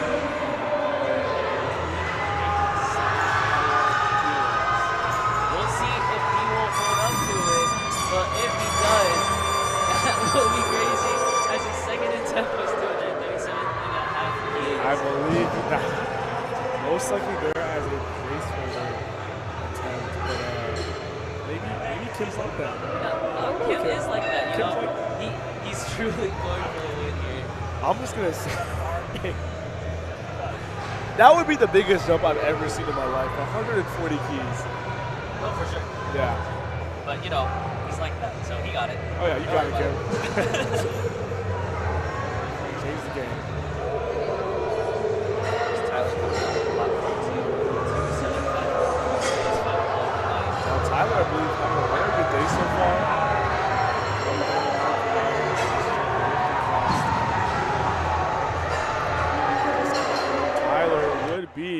going 9 for 9 if he lands this last pull. Very big day for the 700 plus kilo total. Needs it. Oh, right there at his fingertips, quite literally. So close. Still, can't be bad. Very big day, 697.5 keys. Platform 3, man. Jared Nowak is supposed to come out for 292.5 keys. There's Lucas Miguel, platform 1. Texas minus for 252.5 keys. Lucas has had great success with his deadlift, especially these fast training blocks. He did injure himself earlier last semester, so still trying to make a recovery here. We're all rooting for you, Lucas. Let's see this first package. And you see Aiden in the corner scheming. Yeah, he is now already. Oh, and funny you mentioned Aiden. Lucas actually just joined as one of Aiden's clients, I believe only 2 months ago, and he's had immense success under Aiden. Aiden coaching many other lifters. Jarrett Nowak, 292.5 kilos, 3 white lights, platform 3. Very well done.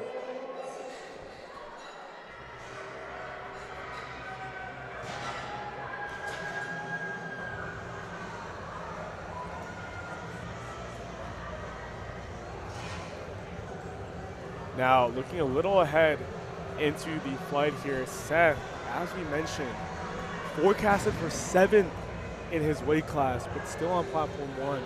Now, for those who are unaware, the way the organization works in terms of who's on what platform is based on incoming qualifying totals.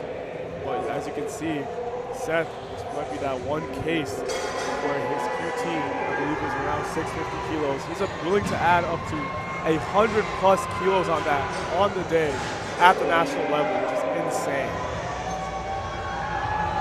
And apparently he's also like 17 years old, so Really young. yeah, so much ahead of him. This is just the beginning. Ridiculous how strong some of these lifters are at such a young age. Grinder for Dawson, 280 in his hands. He finally gets it.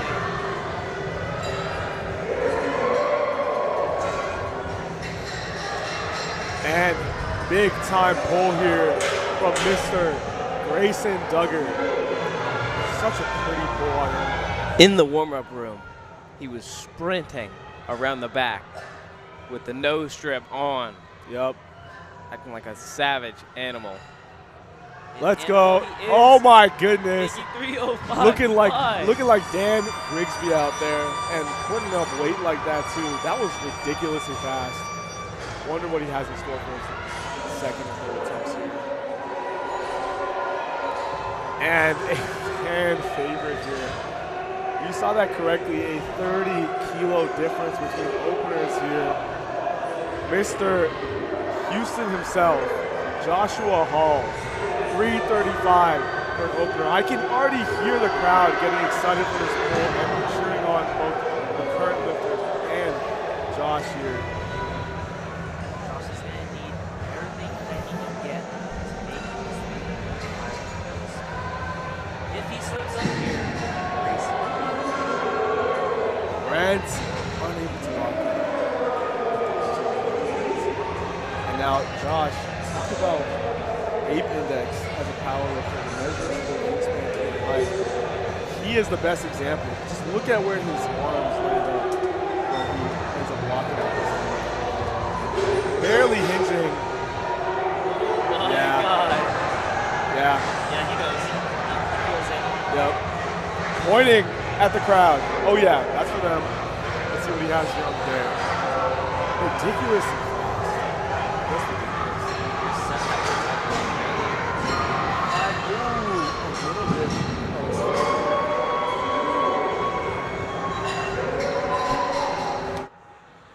It's 302.5. The dab. Kim. Cameras. The dab on the camera.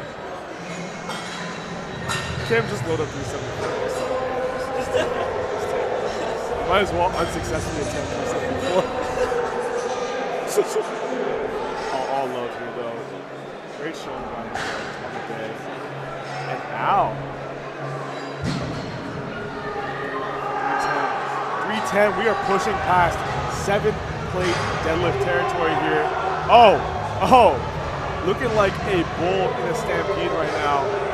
Coming out swinging. In order for Al to score points for his team, he needs this bull. Right. 12 to 7. Break that top 10. Very strong slack pull. One out. Oh my goodness! Breaks the floor! Finish it. What a pull! Can you hold There on to it? is.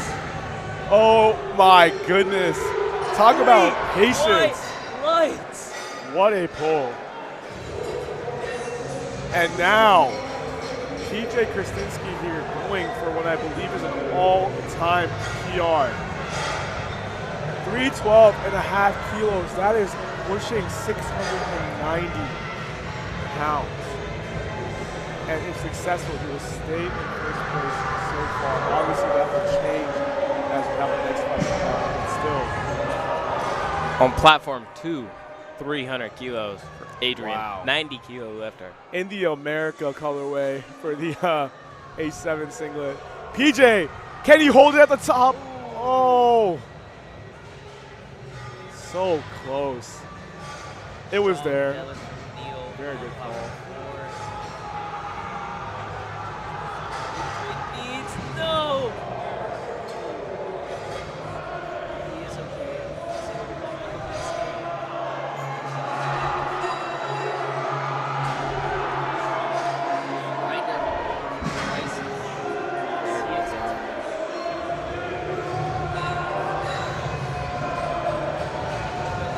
Magic fingers, 287.5 for his second pull on platform 4. Excellent work of it. Patrick Festa to pull 325 Wow. for a 90 kilo lifter. This is a big pull. Oh my.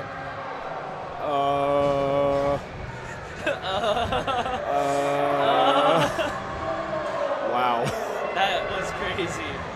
That moved very well. Perfect attempt selection for deadlift. And we are on to our next flight. We are last flight here in platform 3. Big one as well. Very big. It's going to be very exciting as the competition is very close. When we look at platform 2, Will Black, 235. Definition of sub-toe specialist. Very well done, though. Platform 1 here.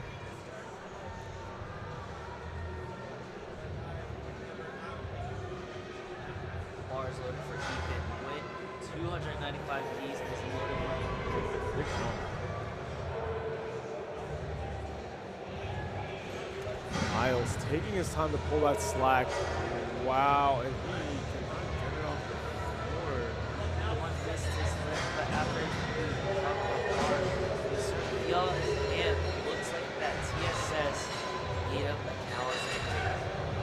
Correct. Hopefully he can recover. You know, when that happens, when you start ripping your skin in the middle of a competition, you kind of gotta like, literally maybe glue it together. But however, you know, that's what you have to be aware of.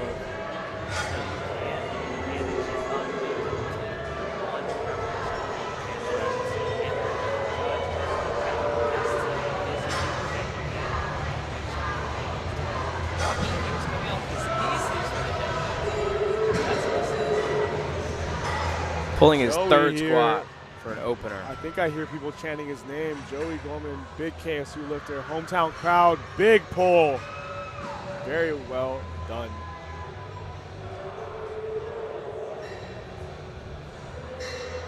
Easy lift there.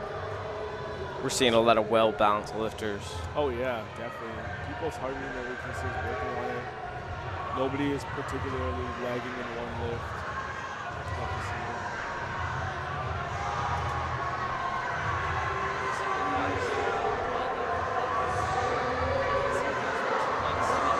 Wow.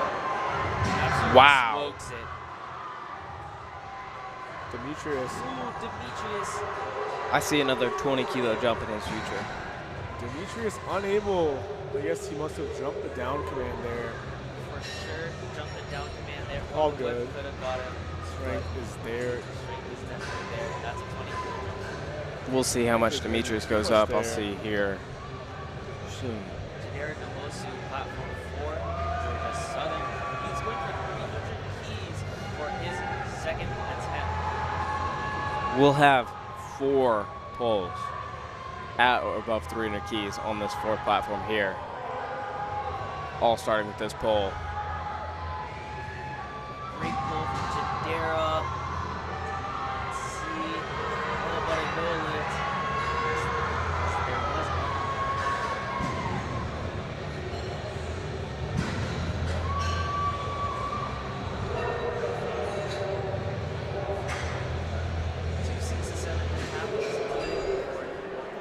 Georgia native. And Spurgeon, as he marches out onto the platform. Paul Acosta, 310 kilos on the bar for him. Crazy deadlift from Paul. Landon opening at 267.5. Big opener here. Smokes it as well. Good Here, deadlift from Paul, but it looks like it was a soft knees and soft shoulders. and hear the thudding of the weights as they're slammed on the platforms all the way from over here. This is no joke. And Grayson, 15 kilo jump. wow. 320 wow. kilos. I wonder what his third's going to be, because this is approaching a meet PR already. And it looks like he's having a great day so far. Let's see what Mr. Stone has planned for him. I gotta say, Grayson, looking very cold out there. Gabe Smoke, 275 for his opener on platform 3. And Lucas Odom, another Georgia Tech lifter, on platform 1 as well. 270 here, or 272. Let's see how these Doug, Yellow 320. Jackets pull these. Let's go. Making sure to set his grip on the TSS Wow, bar. very well done for Lucas. Very well done for Grayson. Really? Show Yeah. you go. Yeah, talk that talk. Let's go. What's that Georgia Tech saying? Sting him? Sting him. That Sting puts, him. The engineer? that puts Doug in 2nd place behind Josh Hall. This is what Doug wants. Wants to establish himself as the 100-kilo lifter in the state. He And wants to put himself in that range. what is Josh. absolutely ridiculous is we have Josh Hall coming out for a second attempt at 357.5 kilos, and he's already 50 kilos ahead of the 2nd Man, place just lifter. working on his craft with that deadlift. That is absolutely insane. Now He's- let's look up the records currently right now. I have it pulled up, and when we consider, of course, at 100 kilos, the collegiate deadlift record is set by Ashton Ruska, 363 kilos. Now hold on. Let's see what's there for Josh today, because 363 kilos is that sweet 800-pound mark. Will Josh be matching and breaking that today? We'll see. Oh! He He's destroys blowing. 357.5 kilos. Out the water there. And Kyle White, Josh points at his handler. His handler knows he's going to load it up. Kyle White, the hometown hero here. 285 keys for his opener. Taking a look back, he has time on the clock. The bar is rolling. 30 seconds left. Kyle. Take his time. Kyle's going to need this because every kilo counts. Kyle has a very simple and elegant setup there and smokes his opener. Wonderful. Wonder how he's Kyle. feeling for the day. Looking to preserve his 1st place spot, but he's got Jacob right behind him. Second. Jacob. Brody here, 290, big opener as well. And Seth taking 300 keys. That's a big jump from his opener. Looked a little shaky at lockout.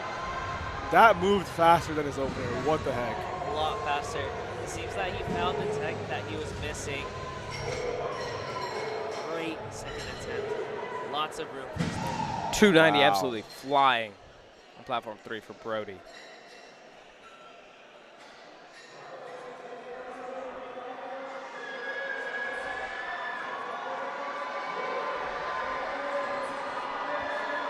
And we have Evan here on platform 3.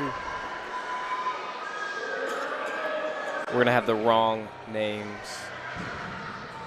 on the screen for the moment while we get this updated. It's better to do it now than at the end of the flight because that's when it comes down to the wire and it's on a need-to-know basis. As of now, the best place you can keep track of the names is on LiftingCast. Cole there, unable to get his third attempt deadlift on platform 1. Now, let's see how these thirds look on platform 1. Can our lifters get a good streak going with successful thirds? Platform 3. Looking to open with 305 keys on platform 3, representing Florida State. Wow. Very fast 305. And now this is looking very far ahead, but Seth has loaded 315 for his third deadlift, and if he successfully hits that, that will push him into the top 5. Talk about coming in as a lifter with one of the lower QTs as a 90. I mean, 650 is only 15 kilos above. Actually, that is the minimum QT, I believe, for the 100 kilo lifters. And he's adding on 130 kilos on top of that.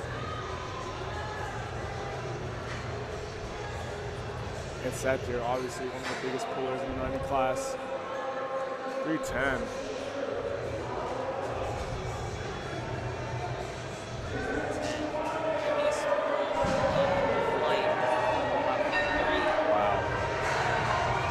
Wow. Seth. Beautiful pull. Bryson, can he finish through 250? Gets it past his knees. Oh my goodness. Now it looks good from our angle. Will it be called for ramping? And it won't. And it won't. 247.5 was a grinder, but he was able to squeeze out another 2.5 keys. That's gotta be Well done. Rocky on platform 2. A little bit slow, but gets to 45 Rocking the knee sleeve. with the knee sleeves. Jadera, he's going for a 10 kilo increase for his last pull that he missed at 300. Miles, re-attempting 250. 310. Couldn't get off the ground first attempt. Making it move just like a second attempt. Can Shadera execute here and solidify his place in third with a massive 310 kilogram pull? Let's see it. Miss. Absolutely needs this. Come on. Switching grips here. Big. Wow! Can he finish it? Unable to lock that out. That pull would have kept him in third, but he's already in third. But Ethan Nguyen is looking to pull heavier into steal third from Jadera. Platform 1, 265 up next for Hayden here. Ethan Nguyen, platform 4, 310 on the bar. If he manages to pull this, he'll go from 4th to 3rd. We do have an attempt change in progress. We'll have to wait and see.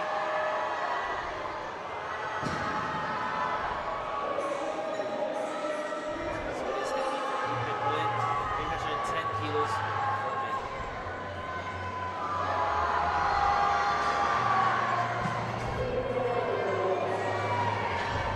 Miss from Hayden on the platform. He does get to wait.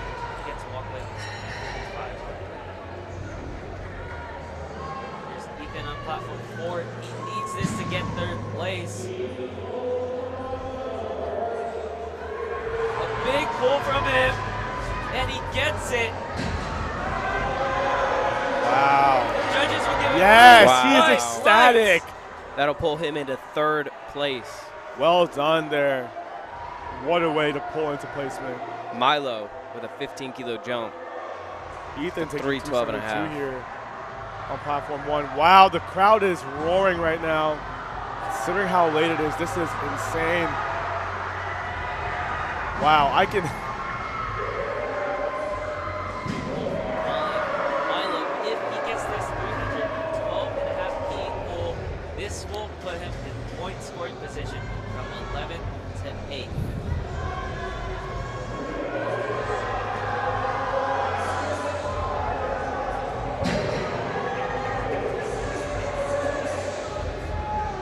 Platform 4 here, heading into some of our biggest goals now. Our first platform to wrap up. We have 4 lifters left. My oh my, these are insane numbers here for deadlifts. And do we have Joshua Hall's third deadlift attempt? 370 kilos. 370.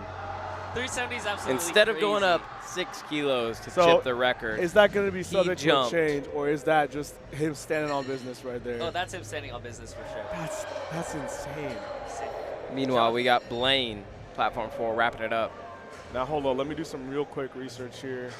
Josh Hall's debut at the national stage in the 100-kilo class has been astonishing as he performs a monster squat of 320.5 kilos, followed by 167.5 bench and a potential 370-kilo deadlift. All right, now we have Joey Gorman here. Hometown crowd right behind him, 275 here. Great deadlifter, let's see it. Let's see him pull. Can he PR his meet total? What a pull! What a smooth walkout, great execution. Great job, Joey. Let's go, he's all pumped up. Amazing work there. Patrick Borman throwing his AirPods off before the 317-kilo pull. Come on, Pat. That What move. a great pull. Great. We'll see what the judges say. And he just scored some points for West Virginia. What a beautiful pull. Landon here taking 282.5 keys. Big jumps for him. He absolutely needs Come this. on! Oh! And he is visibly frustrated. It looks like it just got stuck on that right side, I believe. Let's see if he takes that. Maybe just positioning. Bar stapled to the ground and could not lift 320. Unable to break it off the floor. Gabe taking 290 here for his second attempt. Grayson already secured his spot in second. Wow. Congratulations, Grayson, man. He's put in. Now, Grayson, what's ridiculous to consider is his baseline strength was so high coming into college. So many years of lifting, but he still somehow managed to add so many pounds to his total in 2 years. I know, just like Ethan, on top of his stuff here.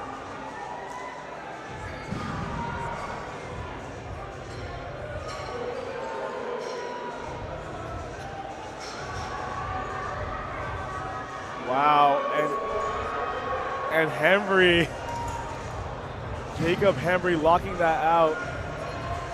No lifter on Hembry. Grayson cannot break 330 off the floor. Still a great day. Second place at your second CNATs. Come on. Meanwhile, Josh Hall, 370 on the bar. This Kyle pull, White also walking up to his second, but Josh Hall, yes. Josh Hall, it'll be an American record.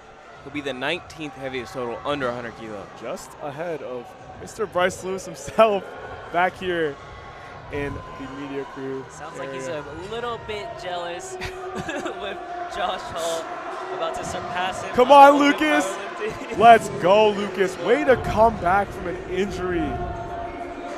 And that's all whites there. Lucas, great job, man. Great future ahead of you in this weight class. Now, big pull. Josh, getting into the crowd. Come on, Josh. Give the crowd what they want. Come on, Josh. This record is yours for the taking. He's already secured his spot Already secured as his the spot. #1 100 kg at Collegiate Nationals Standing 2024. on business there, but a record to go with this would be a phenomenal way to end the day. This would be crazy. Come on, As Josh. he smashes Ashton Runska's previous 100-kilo deadlift record. Wow! Incredible Can he lock it speed! out? Oh He my does! goodness! Oh my goodness! Will that get 3 whites? That's all he needs, and that is an 2 of 3. American record. A good lift, a very emotional lift Wow. for Josh. Josh, now just keeping up with this training, he has faced a lot of adversity, and him really making this 100 kg weight class his own. We love to see it. Finally, somebody breaking that record of Ashton's. Has to watch out. That is insane. Well done here. Now Seth on platform 1. Big pull here, 310. He moved his third down 5 kilos. If he hits this, he will be forecasted to be placed 4th in the 100 kg class.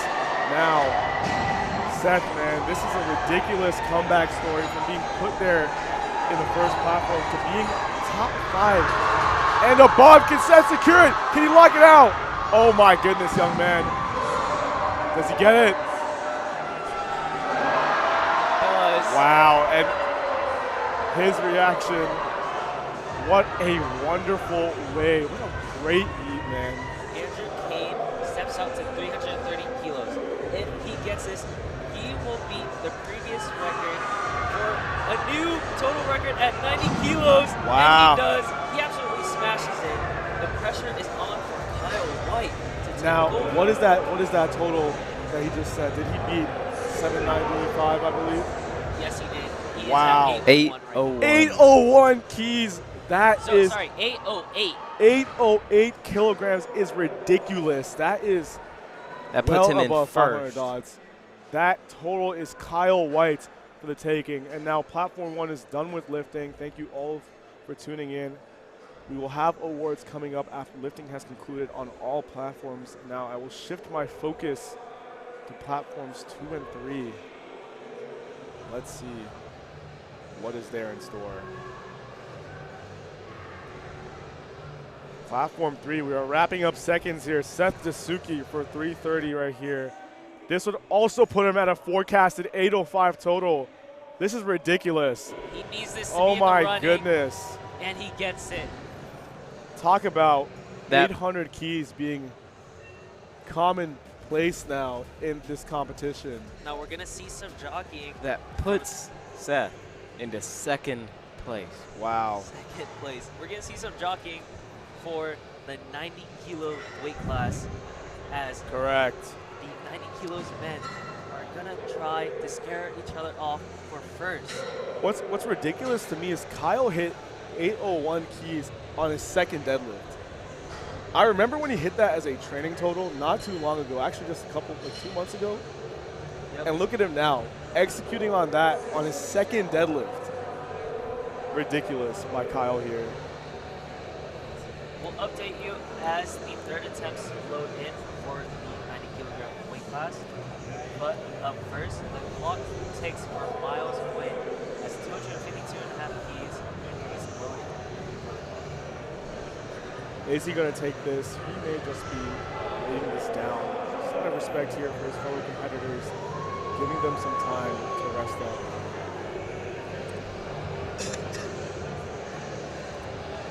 Wow, still recovering from that amazing American record there by Josh Hall. Here's Noah Callahan from the University of Toledo, bowling 277.5 keys in the first attempt. Let's see how he does here. Unable to break that.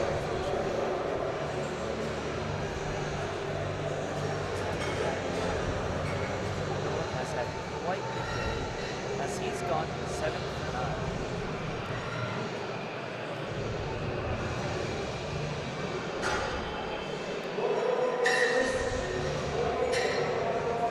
Up next from platform 3, Landon Spurgeon.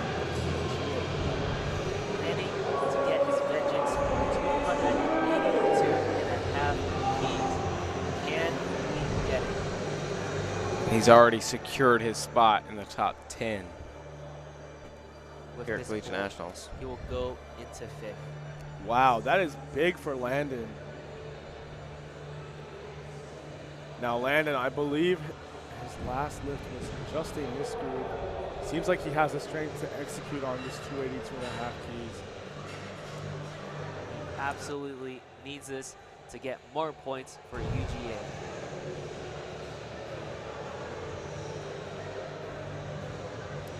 Wow, can he? Up. Nice, unable to break it off. Fortunate for him, but he gets to walk away with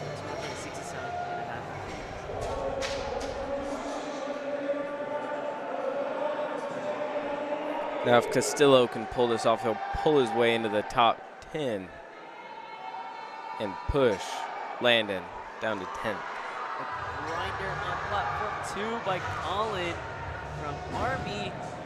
Does he get the lift? Yes, he does. Go Army. Very well done there. Here's JP Castillo walking out to 287.5 keys. To move him into a top 10 position. Big pull here.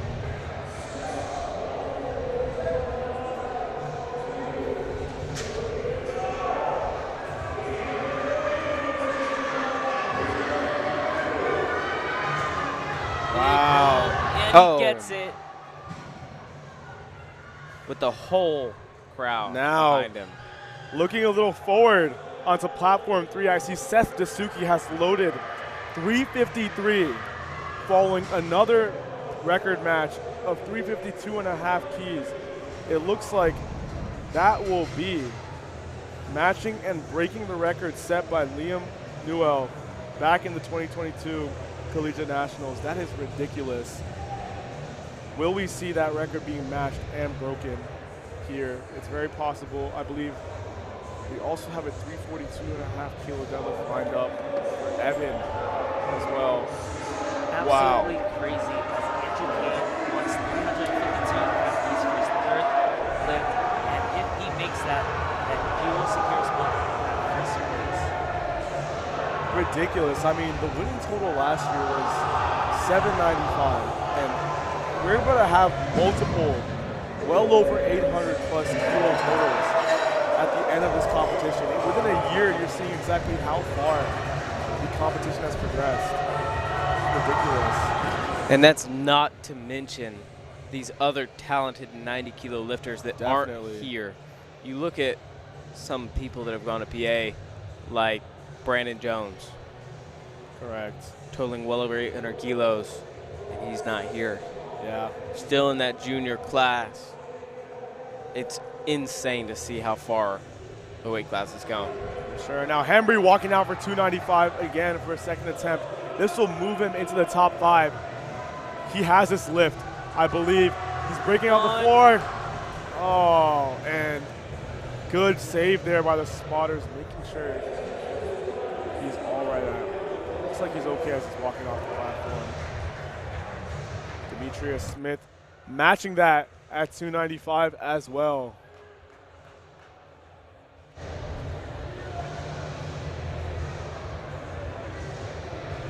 See how he does here. And Isaiah also taking 295 on both platforms. Let's see. A lot of these deadlifts will now be well over the 300 kilo range as we wrap up here with thirds. So Isaiah will not walk out for his 3rd attempt. Here's Demetrius pulling the slide, getting the wedge, and walking out 295 keys, securing a spot at 15th place. Which, what we're about to see going into these last couple deadlifts is a crazy fight to place and put points up for their team.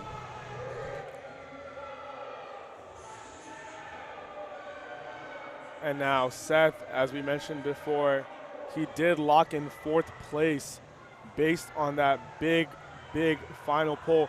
Not to mention Seth going 9 for 9, hitting an insane meet PR. And totaling 780 keys.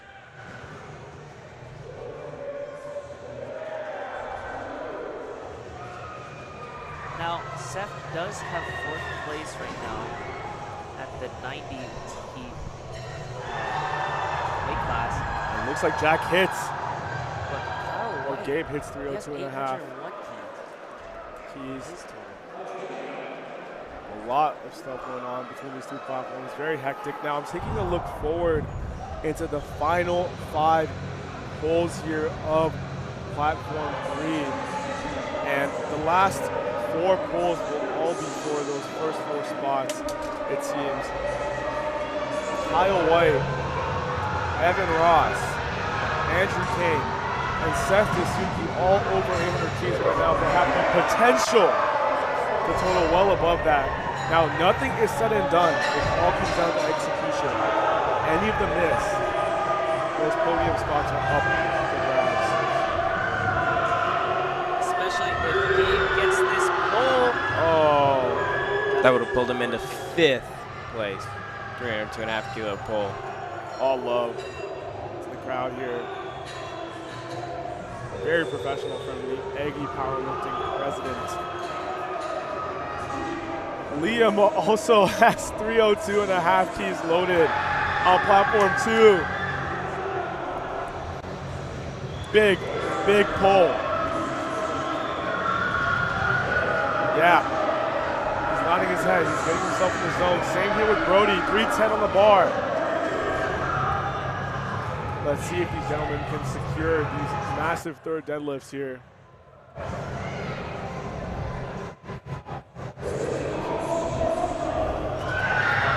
Let's see it. Wow. Brody A strong pull from Brody. gets the down command. And Liam a stronger pull from Liam. also gets the down command. Good lifts from both of them. Liam is feeling the glory. Well deserved there.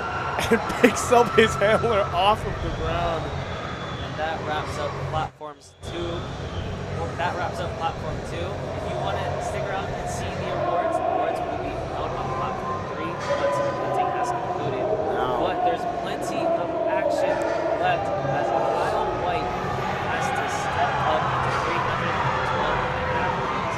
If he makes this goal, he will go into 1st. He's currently at 801 kilos. That'll pull him into 1st place. But Regardless, this is a very big pull from Kyle. Tall ask, but is it too tall for Kyle? Believe this is an all-time PR here. We're very close to it. Up!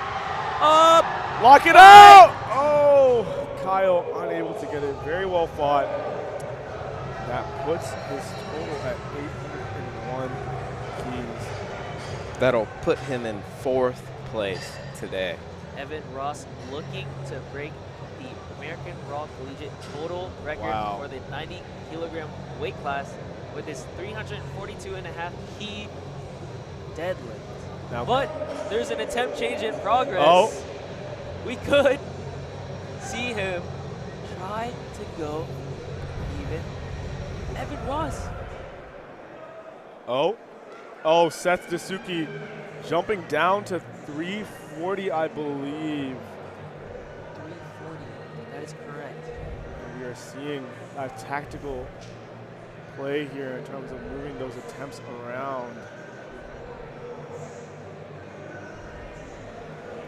That'll put him in at 815 kilo total. Wow. Either way, he has a top 3 spot. And Kyle, while he was unable to secure that 3rd deadlift, that squat, the string of those squats will be remembered for a while. That is probably one of the best squat battles we've seen. That is something that belongs on like White Lights Media as one of those like highlight reels. The battle It's of the 90s. going to belong on Barbell Productions. Exactly. And Actually, already up online. Talk about the turnover we have here in our, quick shout out to Barbell Productions.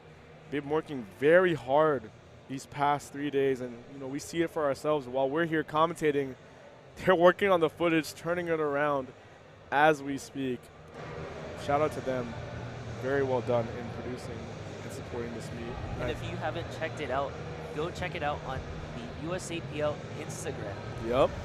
That is where you can find all the media that Barbell Productions has turned around in a matter of minutes.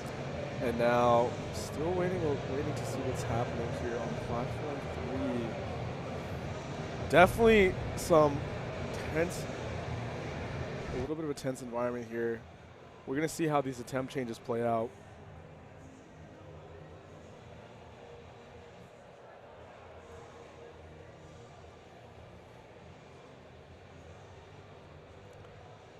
Seems like the jury table are deliberating on it, trying to come to a decision.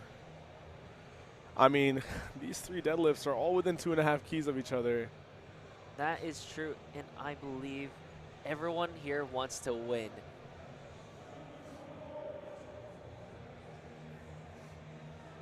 And this is just based on the submission of the attempt changes. And again, based on these 3 deadlifts, this will decide placing for first, second, and third. All 3 of them are within, I believe, 9 kilos of each other. Very, very close. Largest deviation, 7 kilos between Evan Ross and Andrew Kane. Evan totaling 801, Seth totaling 805, and Andrew 808. Seth needs this pull. This will pull him into first with Let's see 815.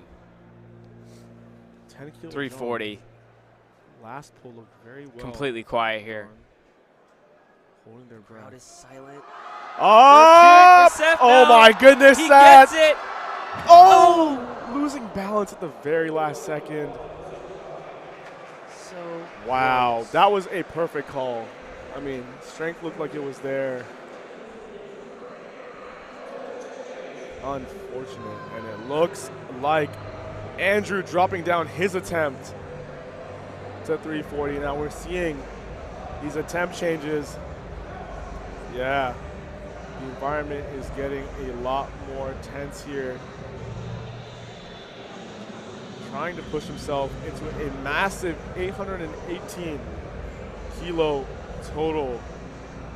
Those of you that are a bit unfamiliar with how much that is in pounds, if successful, he will have broken the 1,800 total mark Absolutely insane. as a sub 200-pound. Evan Ross is sticking true to his 342.5 key third attempt selection. He's currently in third place, but if he gets that last pull, then he will go to first. This is another Chance Mitchell opportunity. He will go from third to first. Amazing here, just like very reminiscent of the battle of the 93s from I think 2 years ago at IPF World. This is a very similar environment here. It started off with the squats. It's ending off with the deadlifts. Andrew Kane is going to load 342. Nice. Now this is getting down to it. It would be a 0.5 kilo difference between the 2 lifters that are left, between first and second. It gives Evan the inability to go down.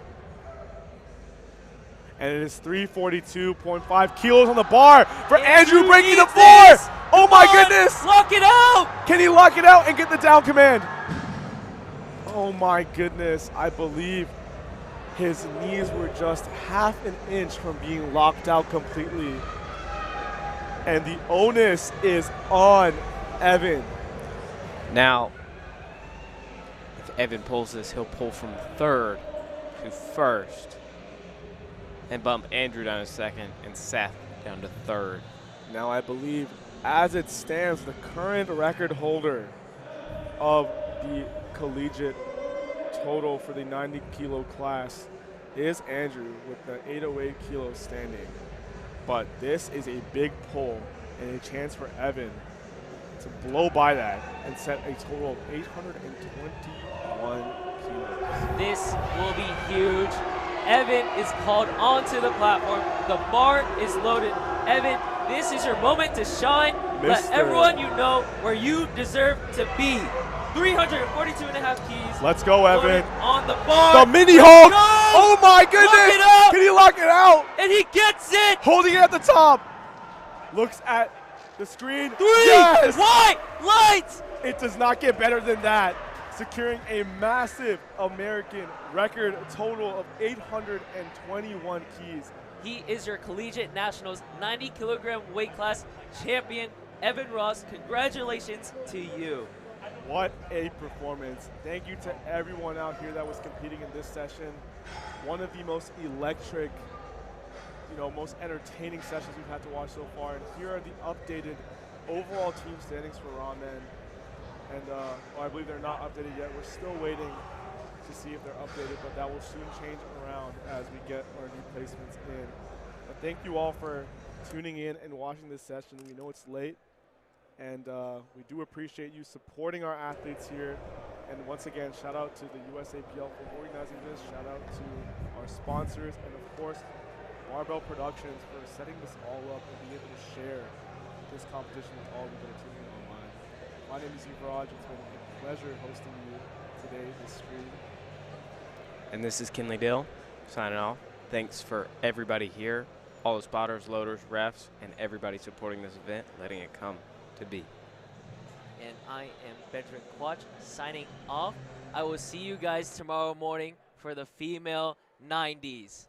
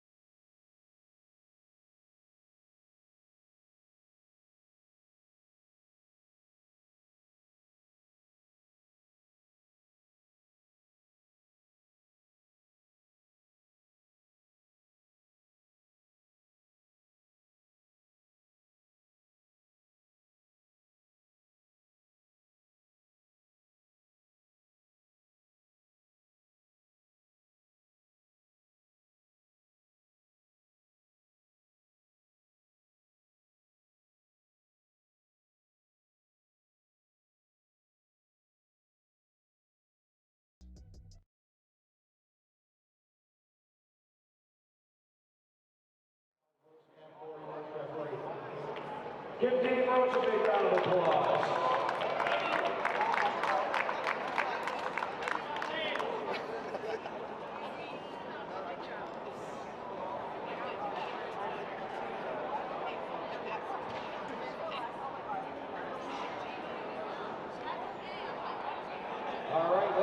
gentlemen. How about one big round of applause for the lifters today, huh?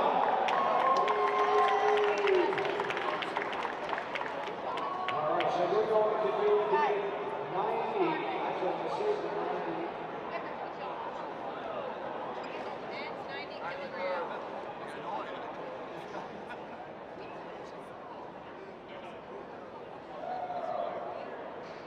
All right, we're going to do the men's 100 kilo first. Men's raw 100 kilos. In 5th place, from Georgia Southern University, Chinera Nuoso.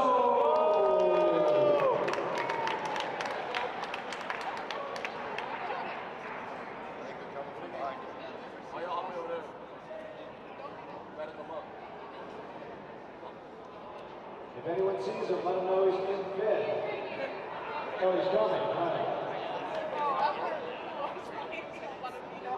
right. There he is. Give him a round of applause. Let's go, Chinero! In 4th place, from Texas A&M, Seth LeBron.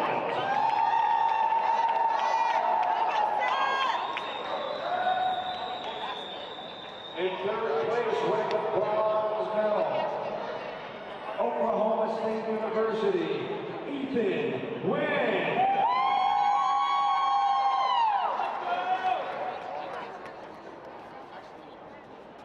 In 2nd place, silver medal, from Georgia Tech, Grayson Duggar.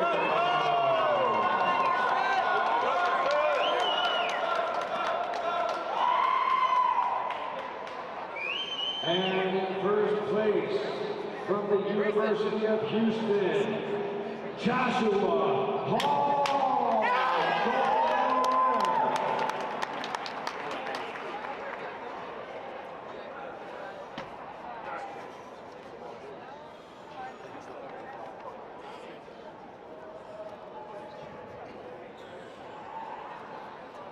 This is your men's raw collegiate 100 kilo top 5. Give them all a big round of applause.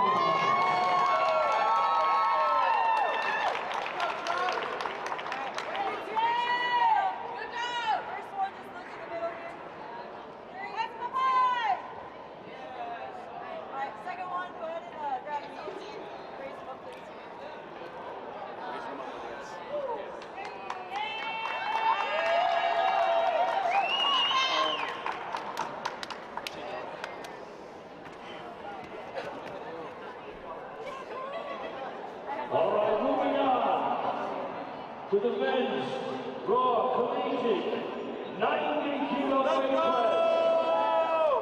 In 5th place, hailing from UMass Boston, Jack Wynn.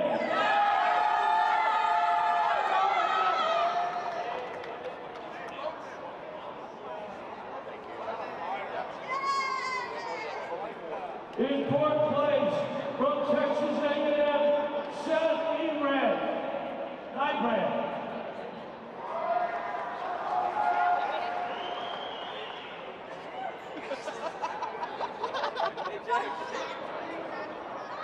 Sorry, I got that wrong.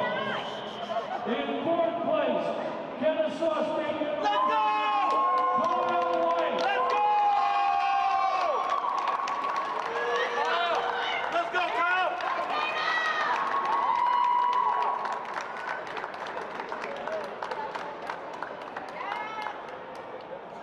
The bronze medal from University of St. Thomas, Seth Natsuki.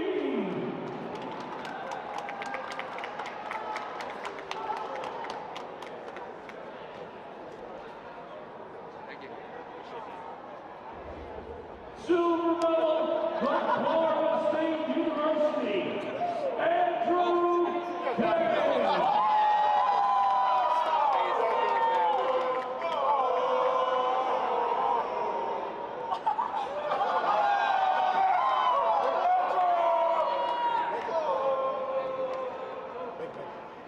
And in 1st place, hailing from Roanoke College, Evan Ross!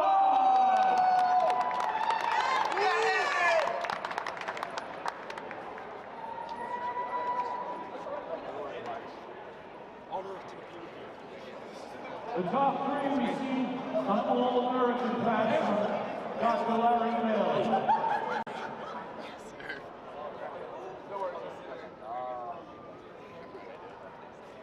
Give these gentlemen another round of applause.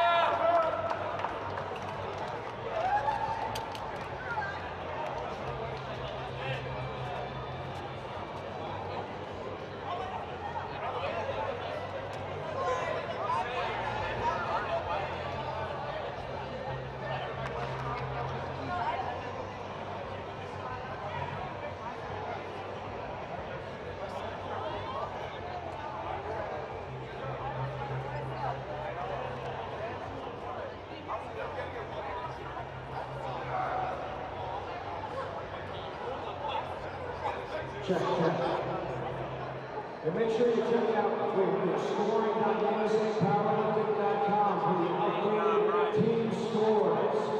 Scoring.usapowerlifting.com. We have two more sessions at Collegiate. We'll be back here at 8.